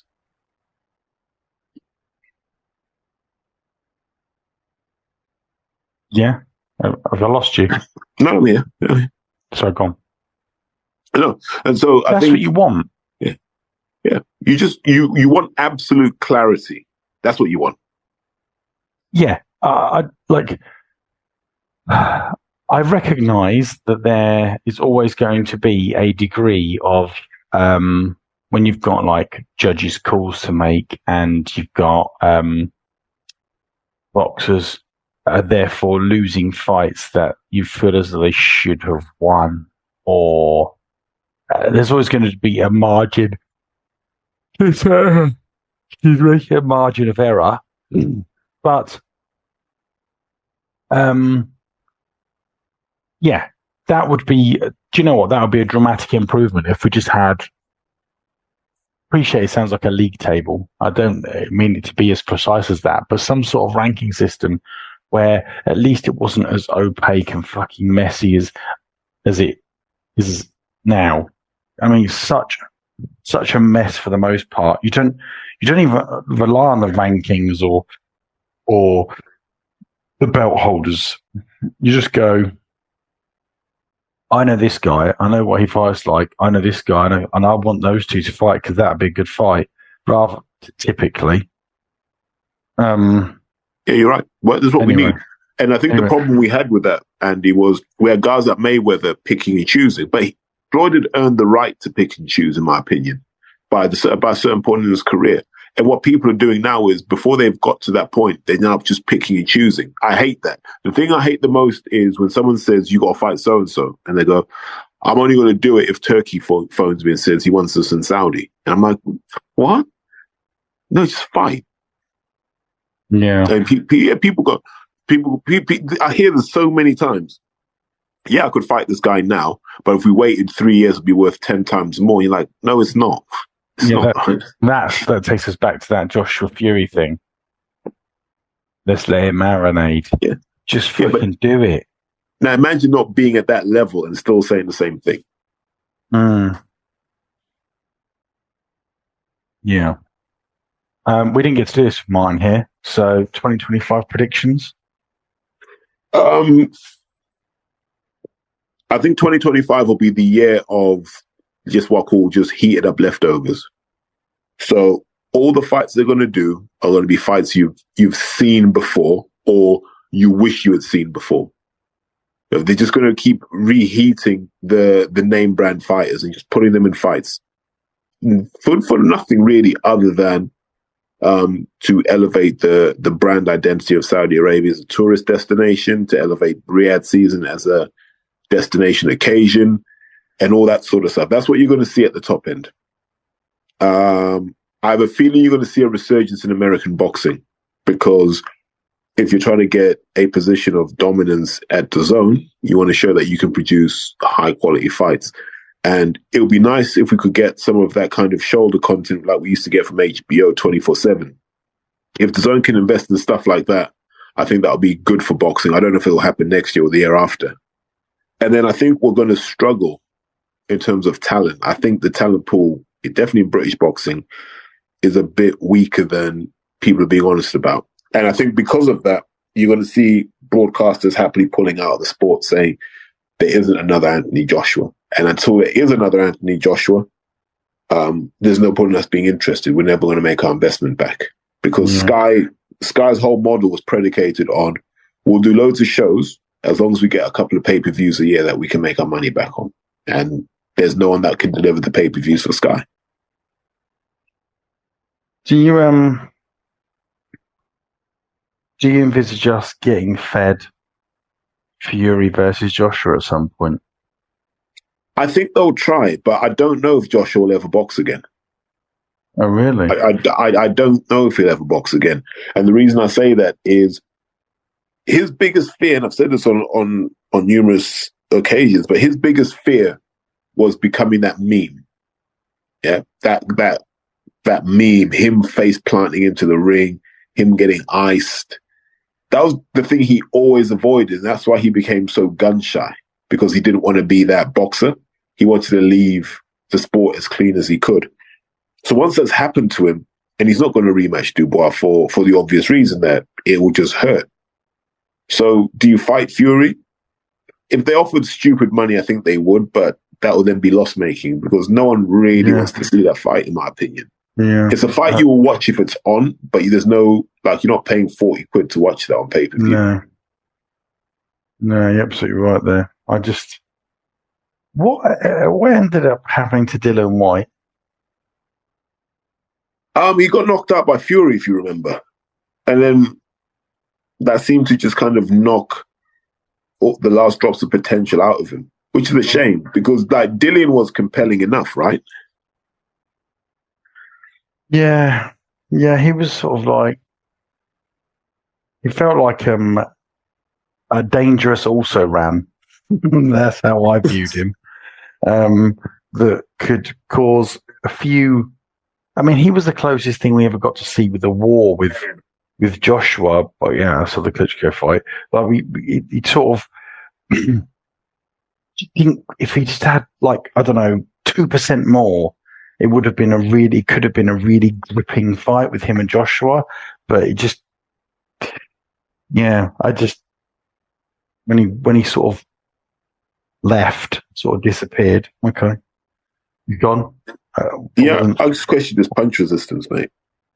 Yeah, that's what that would be my issue with Dillian. There, he lost that punch resistance. I think it's the same issue with Joe Joyce after being stopped by Zhile Zhang. And really, like, of that group of the outsiders looking in, the most viable option right now is Martin Bakole, but it doesn't seem that anyone's in a hurry to fight him, and that's one of the problems as well. What is the future do you envisage for Usyk? Because what does he do now? He's going to continue boxing, right? Whatever he wants. Like, his most compelling fight, for all the wrong reasons, is at cruiserweight against Beterbiev, right? For all the wrong reasons, that fight becomes huge because of the Russia-Ukraine thing. And is that what you do if you're Usyk? Will cutting the weight affect him? I don't know. But of all the fights I want to see Usyk involved in, the Beterbiev one is probably the one that's top of my list. What's the likelihood of that? Has he said that he will, or does he want to, or what? He said something along the lines of he hates having to be a heavyweight. He doesn't want to be eating that much. Do you know what I mean? Like, it's hard for him to maintain that weight. He'd rather just go down to cruiserweight.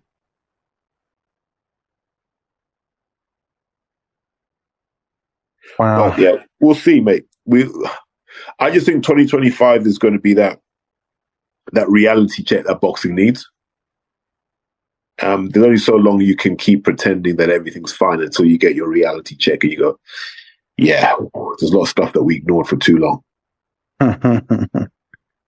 Yeah, okay. Well, that might be a nice place to end it, unless you've got anything to add. No, not at all, mate. Okay. Well, thank you very much for listening, everybody. It's been a